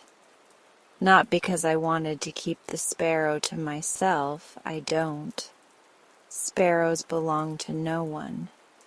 But because what happened at the creek felt like a conversation that wasn't finished. The feather was the sparrow saying, "I see you seeing me." I didn't want to answer with a megaphone. Still, something in me settled. You can plant roots here. It's safe to stay. The words had begun as an ache. Now they felt like instructions. I had a thought I would have thrown out a year ago, that I could stay in Willowmere because the town itself had learned how to stay, or more precisely, how to keep notes and glances and the small kindnesses that stitch you to a place without tangling you. Around noon, the little girl with the eucalyptus sprig came in with a friend I'd never met. "We're writing our own sparrow notes," she announced, all boldness and ribbon. She held up a crumpled paper that said in wobbly print, "You have the best laugh," addressed to no one and everyone. She clipped it to the perch and beamed like she had done something ancient. "You have," I told her. "Sparrows are contagious." She leaned close. "Do you know who it is?" she whispered. "I don't," I said. "But last night I learned they like the oak and dusk." She nodded as if I had told her where to find a friend who understands secrets. "Good," she said. "It's better that way. If you know who they are, you might stop listening and just start looking." I wanted to hug her. I sold her a single yellow ranunculus instead, and we both pretended that was the same thing. Late afternoon slid into the shape of evening. I swept, watered, counted, untangled some twine that had decided it was a nest. The ledger in my apron pocket felt less like a confession and more like a record of weather. I thought about the figure darting away down Birch. I thought about not chasing and about following anyway. I thought about the ways a town reveals itself. In notes under rocks, in whispers on ribbon paper, in a barber's new postcard, in a widow's second chair, in a little girl's printed letters, in the fact that someone knows my name and uses it like a spell that doesn't take anything from me to cast. I closed the shop and went to the creek again, not to catch anything but to keep my appointment with dusk. The feathers bottle gleamed in the window as I locked the door, tiny, ordinary magic, like a lighthouse for small flyers.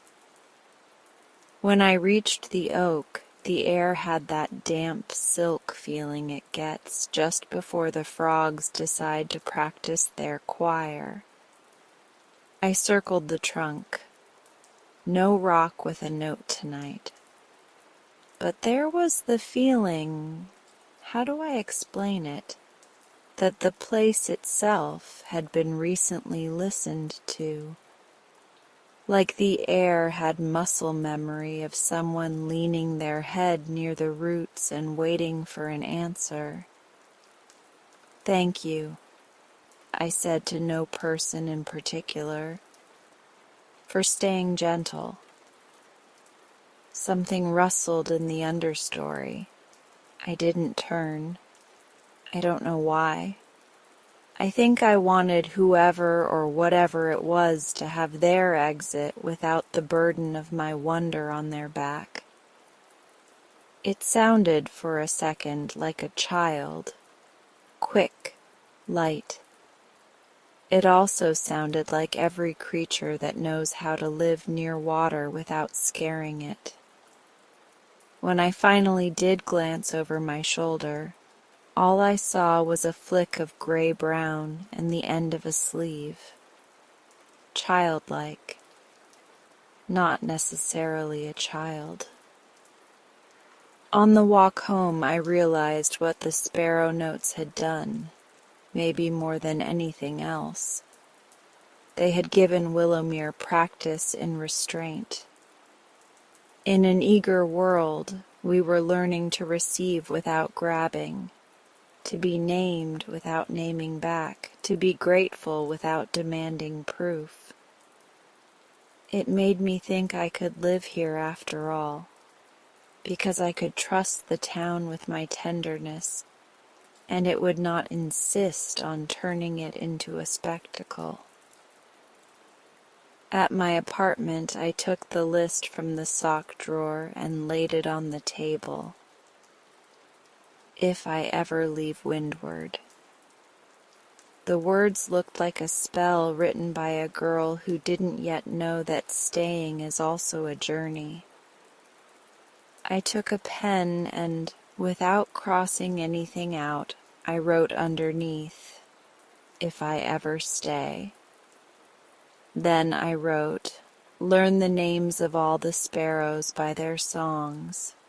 Plant the moonflowers and actually be awake the night they open. Invite Leo for tea and the barber when he gets back so we can all tell stories with our hands. Take one morning off a week and spend it by the oak, reading the creek like a book." I fell asleep to the sound of someone in the building patting down the hall, a hush-hush rhythm like a mother checking doors. I dreamed that the town itself was a bird perched on the edge of my bed, watching me with a patient eye, not to judge, only to keep time with my breathing. When I woke, the morning light had done that thing where it slips around the edges of the blinds like a rumor you're happy to overhear. I went to windward, unlocked the door, breathed the cool plant breath that rose to greet me. On the counter, under the glass weight, my notes lay like stones at the edge of a river I was learning to cross without hurry. I added last night's featherless slip, the one by the oak, to them for a moment, just to let them speak to one another. Then I lifted it again and tucked it into the ledger, a pressed leaf in a book I am finally brave enough to keep. People came. They brought their sparrow notes and their grocery lists, their shy smiles and their bolder ones, their smallest triumphs dressed in ribbon. I listened the way the sea listens in winter. I tied bows the way a person ties small promises. I checked the perch and straightened the teens you have the best laugh. It felt somehow like we were all practicing for something we couldn't yet name. Or maybe we were just doing the naming in slow motion. Sometime after noon, the man in the corduroy jacket passed by. He glanced in, his eyes catching mine for a second that stretched. He lifted a hand, uncertain, then let it fall, a gesture like a dropped syllable. I didn't wave, not out of rudeness, out of a new fidelity to the dusk's instruction. Watch, don't chase. Trust, don't corner. You can plant roots here, it's safe to stay. The note finds me still, even as I write this in the small quiet between customers. It finds the girl who packed light to save herself from the heaviness of grief.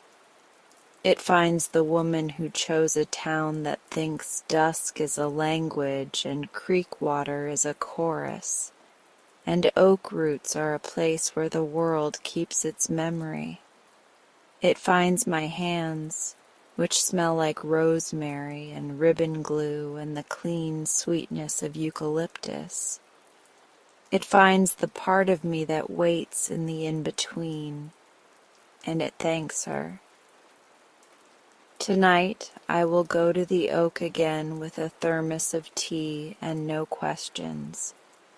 I will sit at the base where the ground learns to be trunk, and I will become an instrument the wind can play. If a figure darts, I will let it be a darting. If a feather appears, I will take it home to its glass lighthouse. If no note comes, I will count that as a note too. Some things only bloom in dusk. I think one of them might be me. I should have known from the ink on his hands. It wasn't the obvious kind. The dramatic midnight stains you get when you wrestle with a fountain pen. It was subtler, like the soft shadow of a thought, bluish at the nail beds, the faintest web along the creases of his fingers, the way the night lingers on a window even after morning has gone about its business.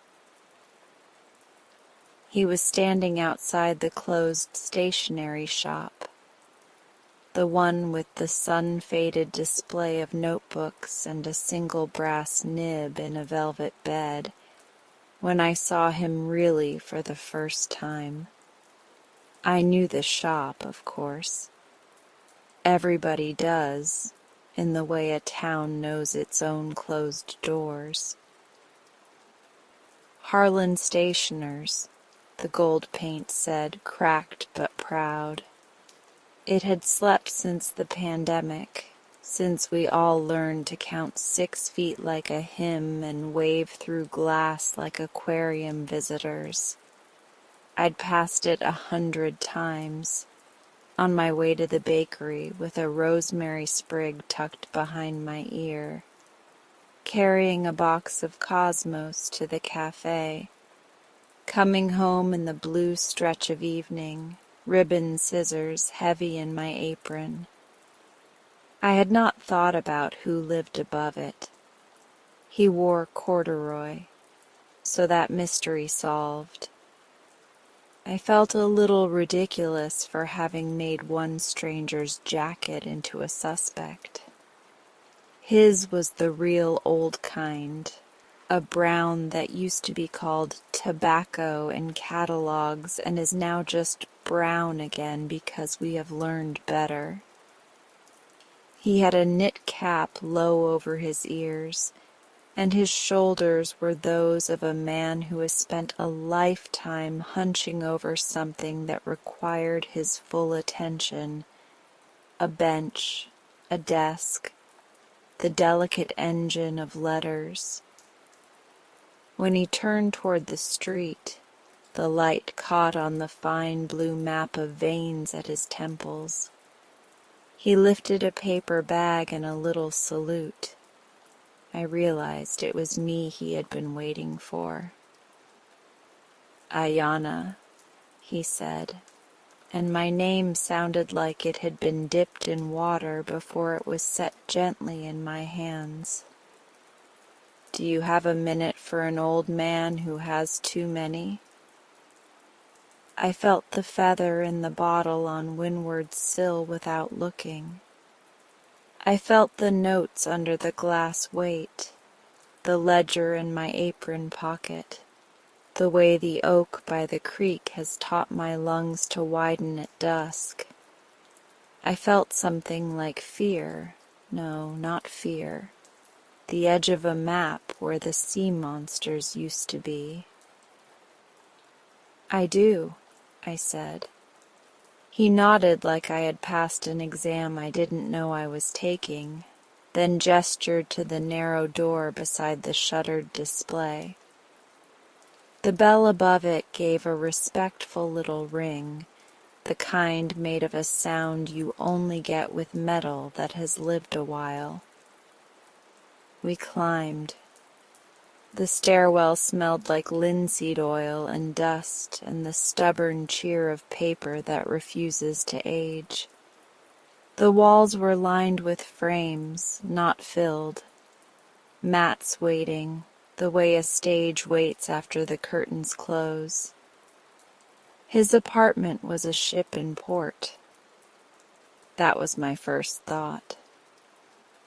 The light came in at a slant from the south and started polishing the edges of everything. Glass jars with brushes asleep in them, a dented kettle, a row of ink bottles labeled with names that sounded like cousins: sepia, iron gall, walnut, cobalt. On the large table by the window sat a sheet of thick, toothy paper anchored at the corners with pebble-heavy weights. A pen lay across it like a resting bird. "It's you," I said, before I could practice discretion. It felt too obvious to need proof. He smiled, slow as a sunrise. "It's us," he said, and the U.S. surprised me into silence. He put the bag down on the counter and began the small ritual of tea. The kettle was already on because he is the kind of man who anticipates a guest. Orange peel met the air, so that mystery too. Marmalade jars on the shelf, another thread tied. "I've wanted to meet you without making you run," I blurted, and then felt childish, which is sometimes just another word for true. "Good," he said, setting 2 chipped cups on 2 mismatched saucers. "Running spoils the ink." He told me his name like an old friend reintroducing himself after a pandemic winter. "I'm Harlan. Mr. Harlan, if it makes you feel safer, but I'm not in the business of making people smaller." He chuckled, and something unspooled inside me at the grace of that sentence. He passed me a cup, motioned to the chair opposite, and sat with care, the way you sit when your body negotiates with you about stairs and weather. "I should start with an apology," he said, "for the times the notes knew more than they ought to have, for the way that can feel like a hand on your shoulder in a dark room." I shook my head. It felt like a hand on my shoulder in a dark room turning me toward a window. He took that in the way good listeners take things in, eyes steady, mouth quiet, the chest making room. "Then perhaps I owe you thanks instead." Tea anchored us. We wrapped our hands around the cups and let the steam soften whatever need we had to pretend. The apartment was neatly cluttered, which is to say everything had a reason within arm's reach. Jars of nibs, envelopes addressed but not sealed, a small stack of slips trimmed precisely, like bread slices. On the windowsill, a line of feathers, sparrow, robin, a gull's ghost from some trip. He saw me seeing them. I used to collect stamps, he said. Then the mail slowed and the streets emptied and the sky seemed like the only thing still delivering. I thought, perhaps I will collect what lands. Why Sparrow? I asked, because the town had chosen a nickname and I liked the chance to bless it with a story. He traced an invisible letter on the table with one finger. Because they are common, and we use that word like an insult. Because they do not ask to be noticed, and still they stitch a morning together. Because grief made my hands shake, and I needed a bird that did not demand perfection. I waited. Sometimes if you hold a silence just long enough, it offers you the rest of the sentence.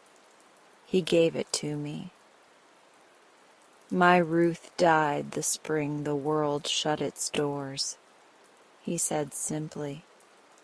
Everyone was alone together in the strangest way. I could not bake bread like the others. I tried. Yeast and I have never liked each other. I could not sew masks because my hands, as you see, have retired from tight corners. He held them up, the blue map, the fine tremor. But I could do this one thing still. I could write, and I could watch. He told me then how it started, and if the town ever asks for a history, I will give them his words. A paper on his kitchen table, a pen that belonged to his father, a sentence that came into the room the way a cat returns to the porch. Your flowers make more people smile than you'll ever know. He didn't write my name then because he didn't know it. He wrote what he had noticed during his daily walks, that in a shuttered town, Windward's door was often cracked open, green breath spilling into the street, and people left carrying small brightness like a promise. I left it in your box and went home and sat, he said. I felt like someone who had just set down a fragile package on a stoop and tiptoed away, praying for good weather. And the orange peel? I asked, smiling at my own nosiness. I had tea that afternoon, he said, holding up the marmalade jar. I am a messy sort of gentleman. He grimaced a little. There is something I ought to make clear, Ayanna. I never signed them, any of them, not because I was being coy. The magic, as you of all people must know, is not the giver. It is the recognition. I didn't want to redirect a beam meant for someone's insides back toward my face. I thought of the perch in my shop, the way people set their notes there to breathe, the way they stood a little taller after reading, not because the note had named a celebrity or announced a prize, but because it had said, "You are seen in the small, indispensable work of being yourself." He watched me think it through. It wasn't about me, he added softly. It still isn't. And the creek? I asked, surprised at my own boldness. But we were here, and my heart had become a person who wanted answers only in the direction of understanding. He smiled, sheepish and proud at once. Ah, the oak is the town's ear, in my opinion. Some words want to rest near roots. Some messages don't want a doorstep and an audience. They want bark and water. I go at dusk sometimes when I can, when my knees agree to carry me, and I leave something that isn't a target so much as a invitation. The feather, I said. He nodded. From walks, from windowsills, sometimes left by children who know I collect them. I thought, if the right person comes, they'll see. And if the wrong person comes, they'll only see a bird's leavings and a stone being a stone. And the movement? I asked. I hesitated, suddenly protective of the quick, childlike shape that had darted away from me on Birch. He laughed then, truly laughed, the sound clear and young. Sparrows have a way of growing extra legs when the town is busy, he said, eyes bright. There's a little boy downstairs, Miguel, who likes to run my errands for the price of a story. There's Nora from the cafe, who insists she is quality control for the notes that go to the elderly and should therefore be paid in scones. And there are many nights when it is only me and my stubborn knees and a pocket full of paper. Relief and gratitude poured through me in equal measure. It was not a single savior. It was a practice shared. It was a web, like the blue veins on his hands, like the mycelium under the forest floor I sometimes think I can feel when I walk the wooded path to the creek. My instinct to protect the magic from the glare eased into a new instinct, to protect the practice, which is a different thing. Why tell me? I asked. Why now? I could have kept not knowing for a long time and enjoyed it. He tilted his head. Because not knowing has started to feel like a wall between partners, he said.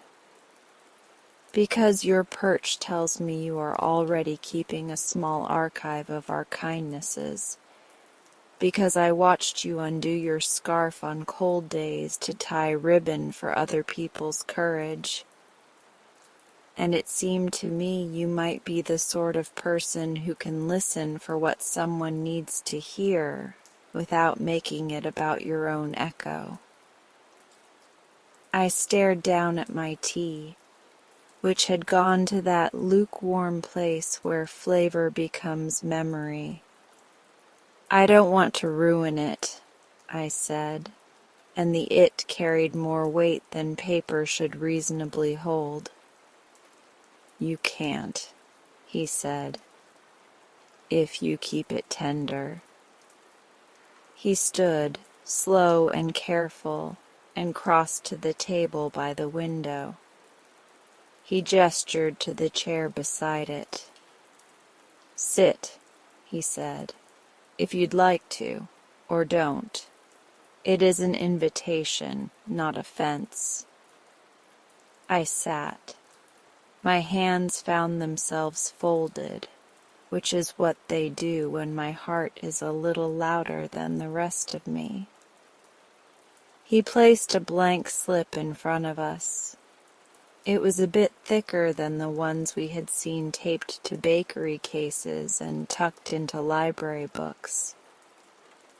It had a whisper of tooth to it that promised to catch ink in that beautiful, slight way that makes letters look alive. Here's what I do, he said, the way a gardener might talk you through seeds. I walk and I watch and I write and I wait. The 4 W's.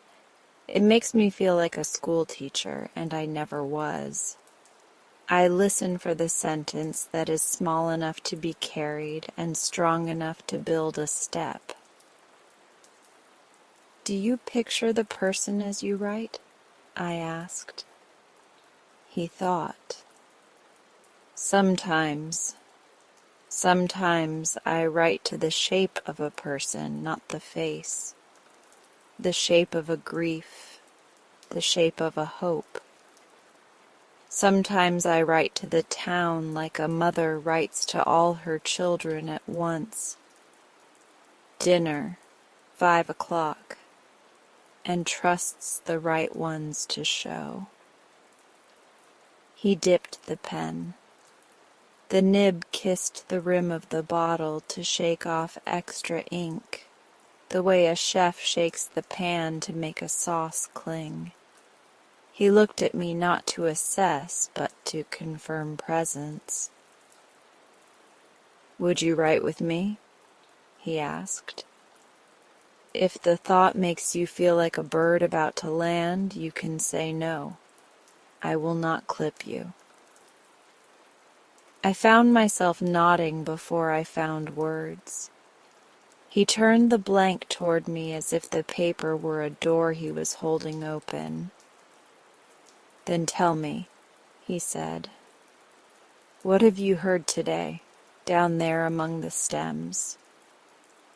I told him about the boy with the plastic dinosaur asking for a flower that looked like his grandmother's laugh, about the teenager who came in twice but did not buy, just stood near the eucalyptus and breathed, about Leo's empty second chair this morning and how my chest weathered it, about the little girl with the ribbon who had started her own clumsy, beautiful notes, about the baker's apprentice whose scarf had become a kind of small flag for the day she was finally letting herself be seen. "And you," he said gently, "what did you hear in yourself?" I hesitated. Honesty is easiest with paper and hardest with a person who deserves it.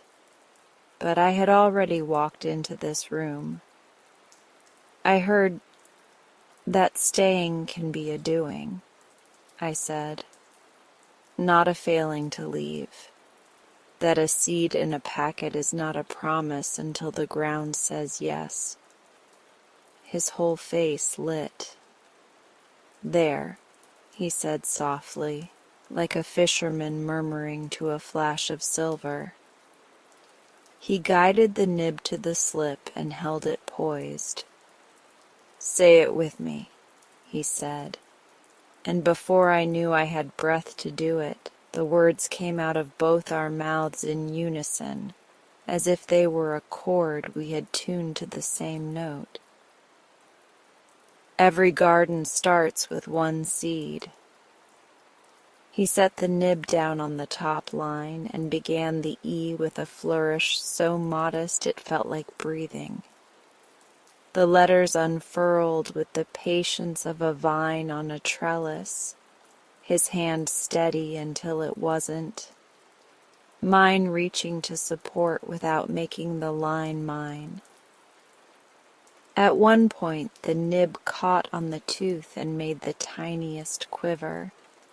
We both laughed, the ink blooming into a minute dark petal where perfection had passed by and waved.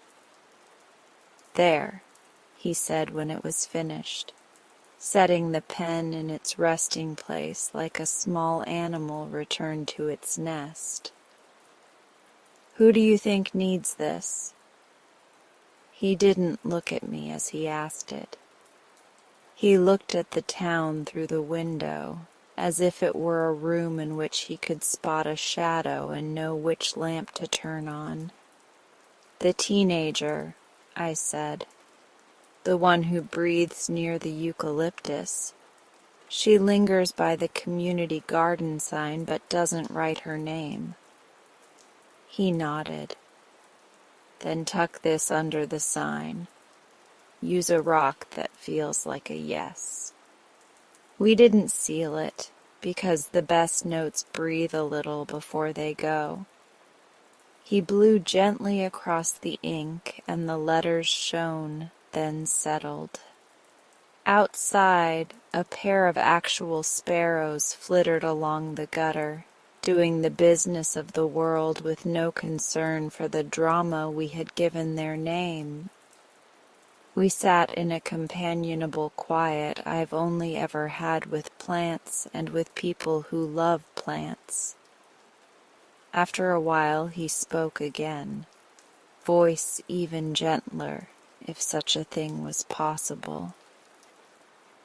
"Ayana," he said, "you do not owe me your evenings. You do not owe the town your eyes. But if you would like to learn the practice, the walking and the watching, the writing and the waiting, I will show you what I can, and then you can make it yours. You can make it better. Younger hands, better knees," he added wryly, flexing his blue-mapped fingers.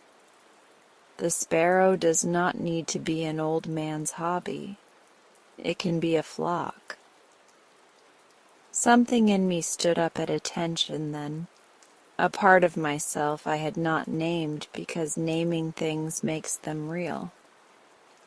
The old wound, the part that wanted always to be ready to move, to slip out before the leaving hurt, met something new. The sparrow had told me I could plant roots. Mr. Harlan was handing me a seed packet and a spade. "Yes," I said, and the word felt like the kind you write in block letters in a fresh notebook. "I want to help." He nodded, as if he'd been expecting my future to be brave. "Good. Then we begin with the softest thing. We begin by noticing. Noticing is a muscle. It tires if you use it thoughtlessly. It strengthens if you use it kindly." We practiced. That sounds strange, but it is true. He had me hold the pen and write my name slowly, not as a signature to prove myself, but as a way to feel where my hand wants to rush and where it can be patient. He had me copy the simplest of phrases. "Thank you." "Yes, I see you." He told me stories of Ruth, who liked the letter S because it is a river, of paper that came from a mill upstate where a woman with forearms like small trees taught him to respect grain, of a letter he wrote in 1968 that changed only his own life, and that was enough. When the ink dried on our first note, he laid it gently on the table's warm wood, and we looked at it like a window we had just washed together. "Would you like to do the placing?" he asked. "I would," I said, "if you'll let me take one of those pebbles." He smiled and tipped a small dish toward me. "Pick a good one, a seed, yes one." I found a stone that fit my palm the way a smooth word fits your mouth. We walked down together, his hand on the rail. My steps slowed to match his. The bell made its polite sound. The street shouldered the afternoon a little deeper into evening. We moved toward the community garden sign, the one near the cafe where the teenagers sometimes gather, trying on their futures like coats. Nora saw us through the window and held up a scone. He winked and kept going. At the signboard, I slid the note under the lower corner and pinned it with the pebble. The paper looked like it had always wanted to be there. We stood back, not like statues guarding treasure, but like two gardeners who know the seed is the star, not the hand. "Now we wait," he said, and the waiting did not feel like absence. It felt like a kind of tending. On the way back, he stopped at the stationery window. He touched the tired gold letters of his name, Harlan, through the glass. "I'm not sure I'll ever reopen," he said conversationally, and for a moment I felt sorrow move into the room like fog. Then he added, "But it doesn't bother me like it used to. I thought the shop was the only way I knew how to be useful. Turns out usefulness is a wildflower. It grows in the cracks." I reached into my apron pocket and pulled out a small sprig of rosemary. I don't know why I had tucked it there this morning. Perhaps the day had decided I would need it. I handed it to him.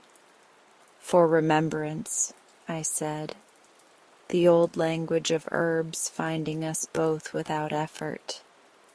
He took it and breathed it in. "For courage," he replied, and we both smiled at the psalm of that. Back in his apartment, we returned to the table. The light had shifted. Everything was more golden, as if the day had been brushed lightly with yolk. He set the sprig in a chipped tumbler, the kind with a history in its scratches. He picked up the pen again, then set it down. He looked at me. "You can also say no," he said, "to any part of this, to any note that feels like it overreaches, to any request that feels like theft. The sparrow's first duty is to do no harm. Its second is to remember that it is not the sky." "I'll remember," I said, and I meant it, and I knew it would take practice. There is a thrill to being the one who knows. I could feel it knocking at the door of my pride. But I also knew the way the perch makes people taller. I knew the way a good note doesn't make you think about the writer at all. "Good," he said, rising. "Then go on back to your flowers. They're missing your hands." "I'll stop by tomorrow," I said, "with a list of what the town told me today, if you want." "I'll be here," he said, and for a second the sentence meant more than a location. I walked back to windward with my apron smelling faintly of orange and iron gall ink. The feather on the sill glowed like a quiet exclamation point. I turned the sign to closed and let the bell have its evening. On the perch, the little girl's "You have the best" laugh had been joined by another in careful, youthful print. "I like how you choose colors even when you're sad." I clipped it in tighter so it wouldn't slip. Before I turned off the lights, I took one of my own blank slips and wrote in my careful hand that will learn to be steadier. "Thank you for staying even when you could have gone." I didn't sign it.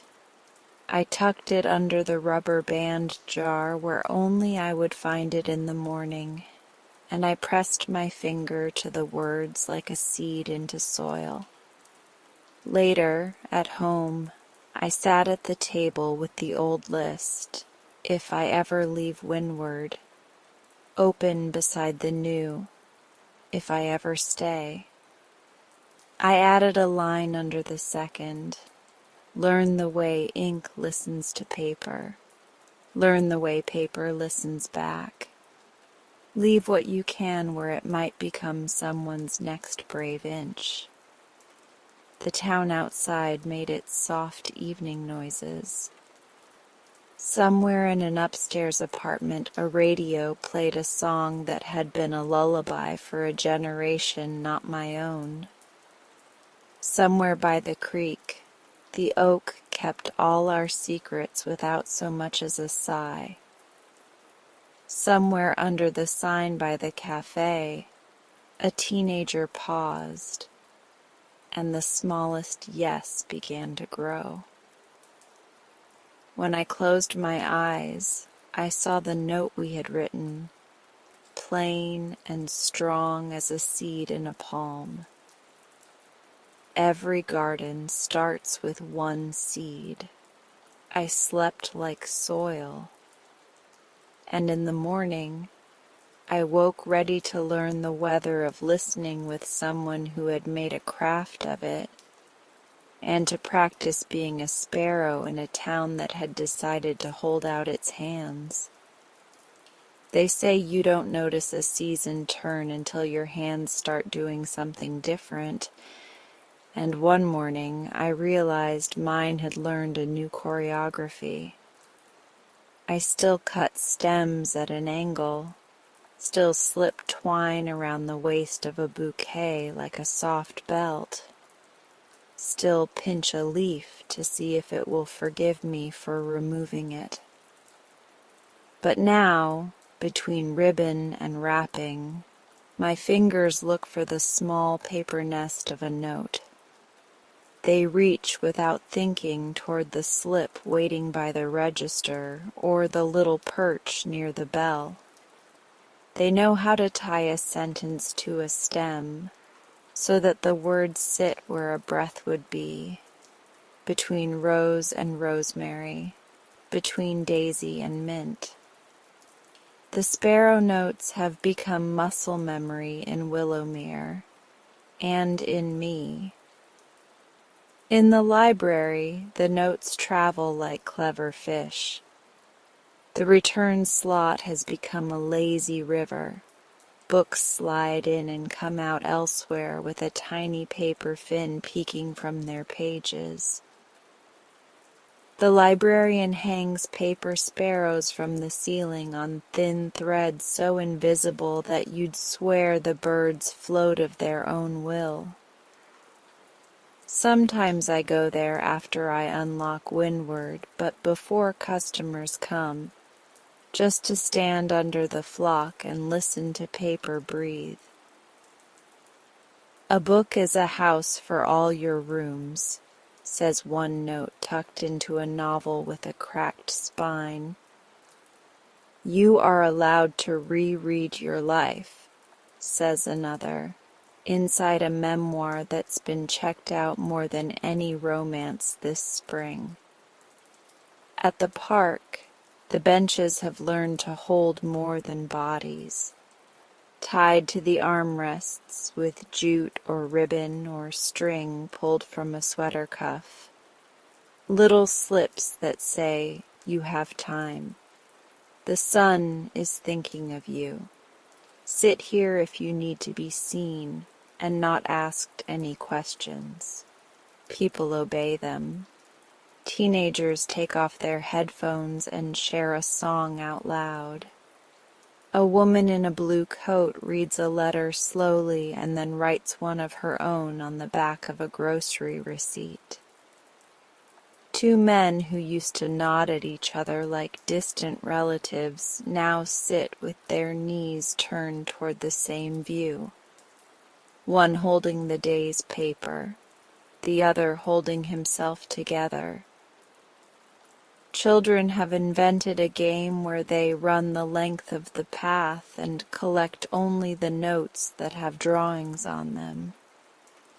They bring them to me like treasures, hearts that are more like galaxies, birds that are suspiciously dinosaurish, flowers that resemble starbursts because small hands know the sun lives in everything.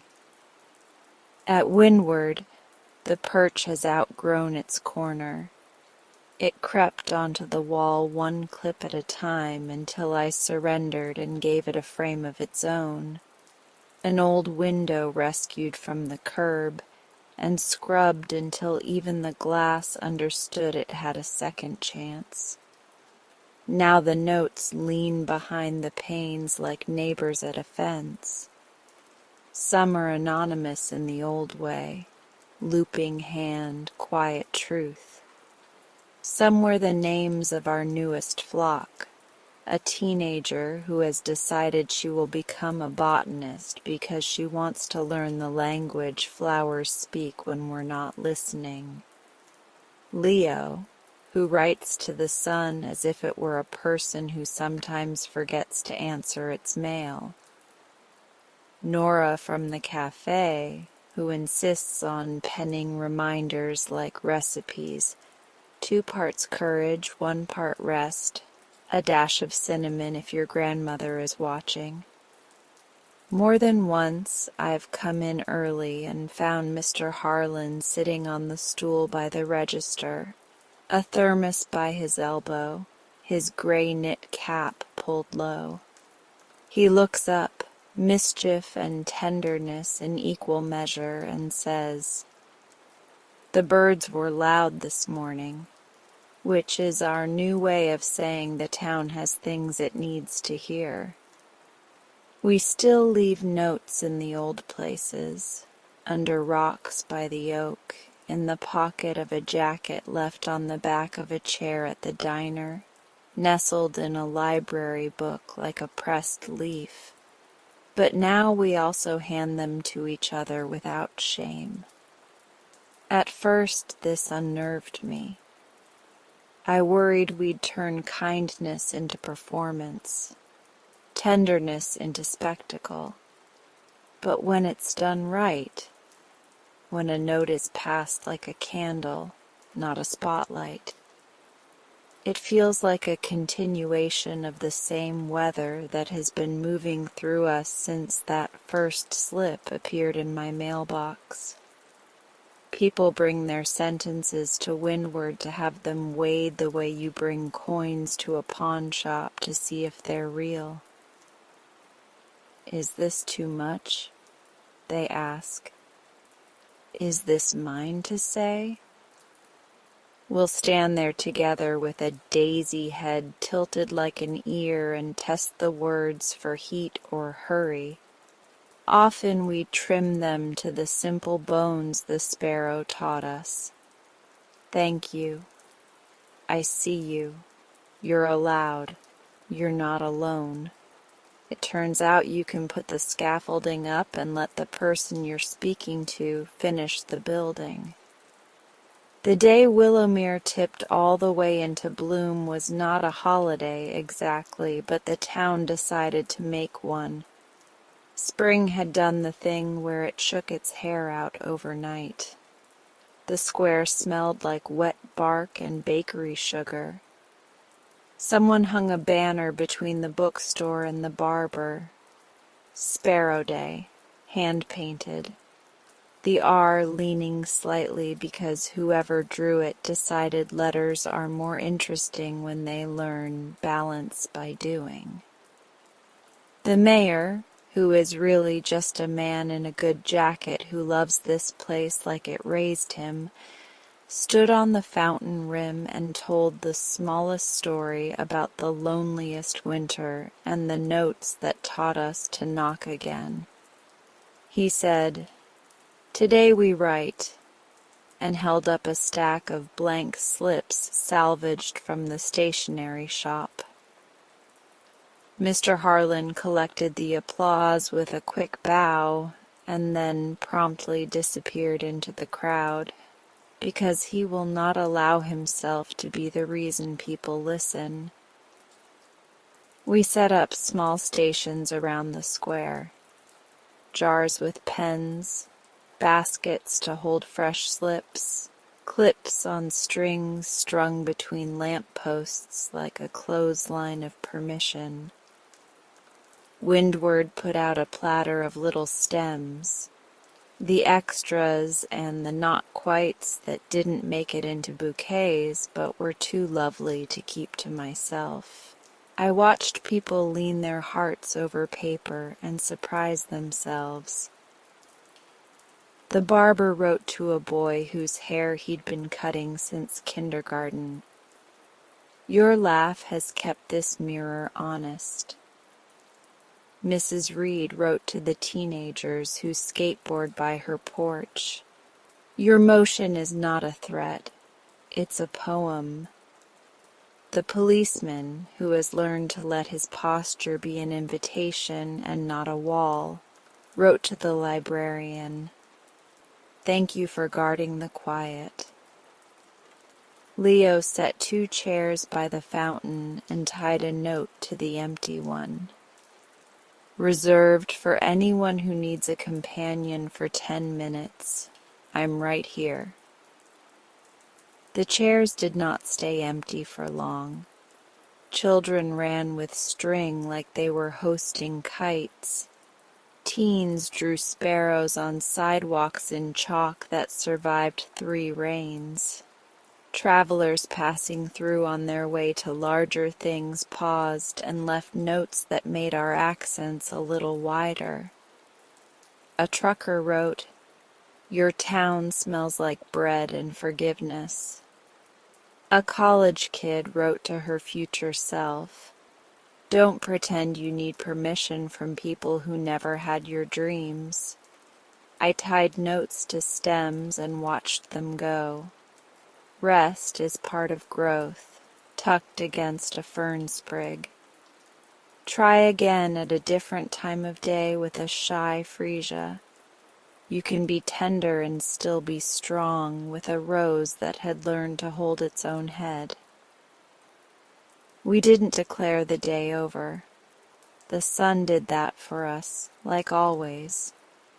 By dusk, the clips along the square were nearly full. The wind lifted the slips and made them sound like applause in miniature.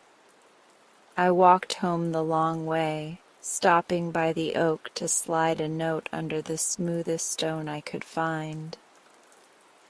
Some answers come in seeds, some arrive in rain. Someone had already left a feather, striped gently. I took nothing but the feeling that the tree recognized me, the way places do when you visit them often enough to be folded into their memory. Nights are different now. The apartments above the stores were always lit, rectangles of life layered on the street. But these days the light lingers as if people are writing. It's a look I know well. The head bent, the fingers stained, the pleasure pain of finding the right word's edge. When the wind shifts to the south, you can smell orange and ink if you have the nose for history. Sometimes I climb the stairs to Mr. Harlan's with a thermos and we sit at his table, my hand steadier than it used to be, his as elegant as ever when the tremor takes a nap. We keep to the 4 W's. We walk separately, we watch together, we write with the care of gardeners, we wait the way you wait for bread to rise.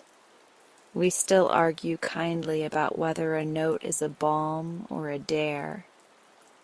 Every town needs both, he says, but a balm first, for winter. He has taken to showing me how to cut nibs, which is, frankly, a spell. When the cut is right, the pen sings. When it is wrong, the pen sulks. You can hear it, he says, and he's right. Listening has become our unspoken alphabet. People tell me windward feels different. Bigger, a woman said last week, standing where the sun bruises itself gently against the glass in the late afternoon. Not in square feet, in breath. I think it's because notes and flowers share a temperament. Both want to be carried. Both benefit from water. Both are temporary in the way that makes them matter more. And both, when passed from one person to another, say what our mouths sometimes forget how to pronounce. I care. I am not scared of your tenderness. Here, take this small thing that will die, so you remember life is also too short not to be generous. My own life has steadied into something like a melody you can hum while you work. I still wake before the town, put my key in the lock, and listen to the shops sigh hello. The cooler fogs my glasses. The soil remembers my fingerprints. But now, when I flip the sign to open, I feel it as a declaration from inside my bones. I am open, not just for business, but for being here. The note that once made my knees give out. You can plant roots here. It's safe to stay has become less a sentence I reread and more a sentence my days write automatically. I paid for the lease in my name without flinching. I put a dented tin of spare keys in the back with a label that says, "In case of bravery." I bought a rug for the apartment that I would have called temporary 2 years ago, and I chose one with a pattern that looks like river stones, because I like the idea of the floor remembering what it means to be a bed for water. On the first truly hot day of summer, I stood by the counter and watched a teenager. Yes, the one who used to breathe near the eucalyptus, pin up a flyer for a community garden workday. She didn't look at me as she did it. She didn't need to. The note we had tucked under the sign months ago had done its work. She had planted the first bed with sunflowers and the second with beans because someone told her beans teach you patience if you sit with them. She waved a hand in my direction without turning around and said, "Put me down for 3 bouquets on Saturday for the volunteers." I did. When she left, Mr. Harlan's shadow crossed my doorway like a thought that had been waiting until I could hear it. He held up his fingers, ink blue, bird-light. "We did not do that," he whispered. "She did." I nodded. But we held the door. We counted that a victory of the quietest kind. Of course, not every note is perfect, and not every day arrives with a ribbon attached. There have been words that overreached, and we gently unpinned them. There have been days when the town's old loneliness swelled like a river after rain. A marriage ended, and the notes ached toward the couple. We learned to aim our sentences at healing instead of fixing. A teenager left a message that was really a confession, and we found an adult to hold it. The barber came home from visiting his mother with a face that had learned new creases, and we did not write anything because some grief requires the silence around a hug.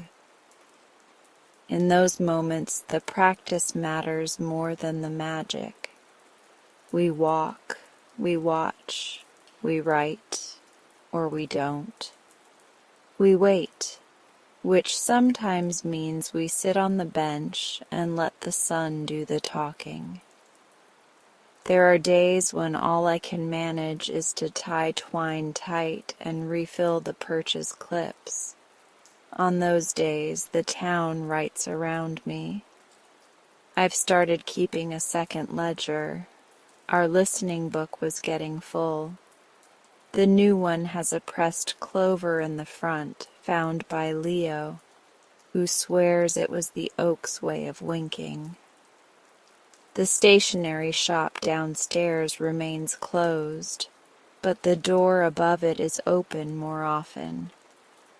Children know that if they tap 3 times in the pattern of a sparrow's scold, a voice will call, "Enter if you've brought your curiosity." Mr. Harlan's apartment has become a tiny school with no schedule.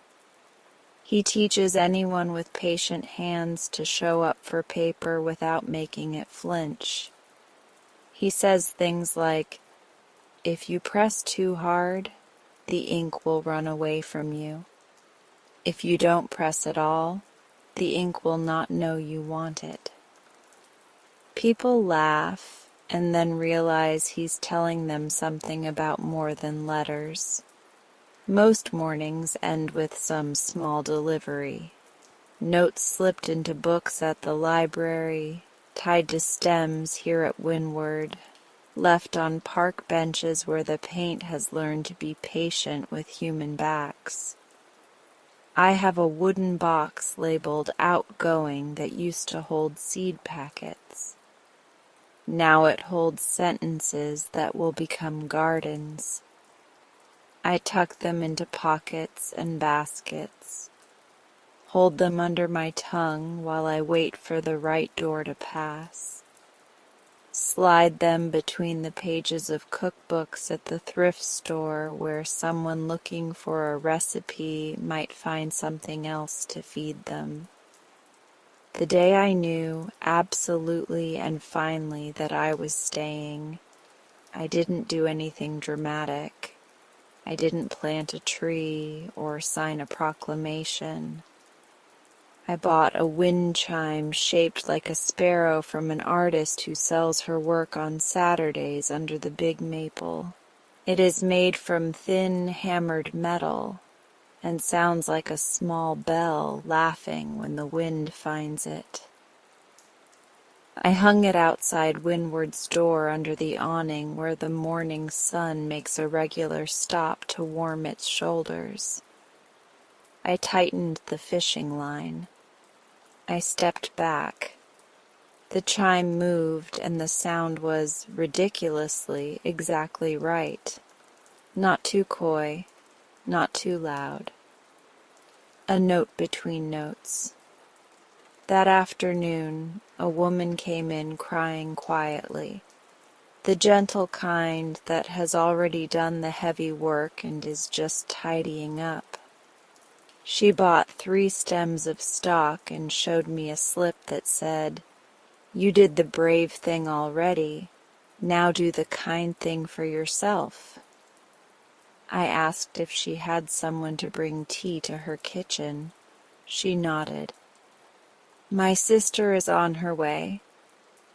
I tied her flowers with a narrow ribbon the color of dawn and tucked a second note inside. "Call when you arrive. I have cookies."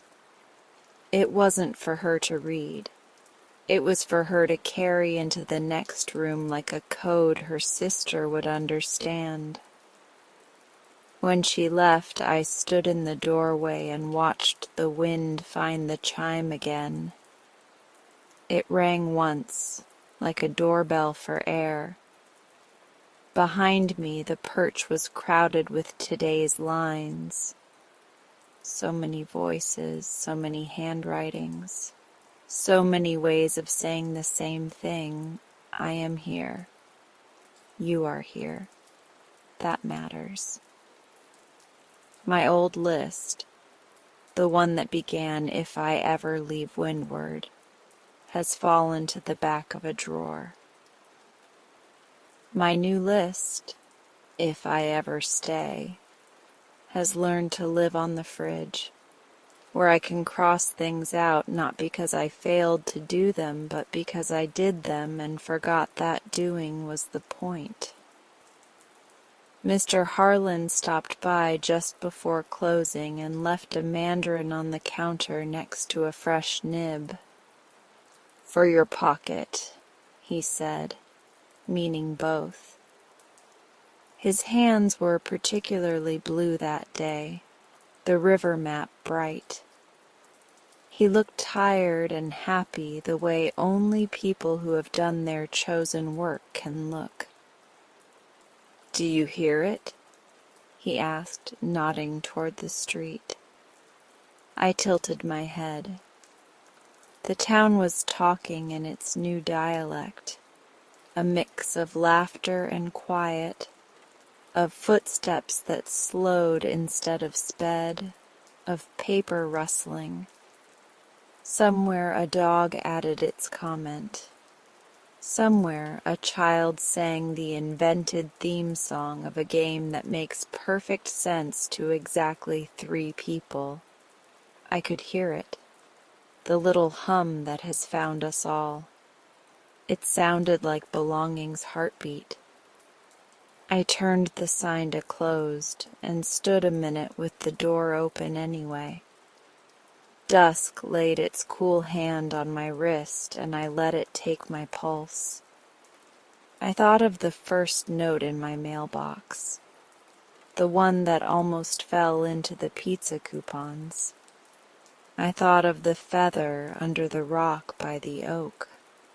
I thought of the ledger in my apron, its pages thick with other people's bravery.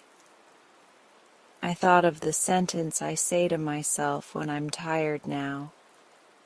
You can plant roots here. It's safe to stay. Some sentences wear out when you use them too much. This one has learned to fit me better. Before I left, I took out a fresh slip, thicker paper, the good kind, and wrote in my best hand. I wasn't trying to be clever. I wanted the words to be a porch light, not a fireworks show. The pen felt alive in my fingers. The ink behaved like a river. The sentence arrived, and it was old and brand new. At sunrise the next morning, when the street was still wearing night and only beginning to think about coffee, I stood on the step with a length of soft twine. The eastern sky translated purple into gold. The air did that reassuring thing where it smells like water that has remembered its name. I tied the small note to the sparrow-shaped wind chime outside my shop, careful to place it where the movement would make the paper lift and settle like breath. The chime gave a single bright sound, as if in agreement. The note swung gently, caught the first light and flashed. If you're looking for a sign, this is it. And that ends tonight's meditation. You're welcome to stay for a bit longer if you like. Have a beautiful night. Until next time.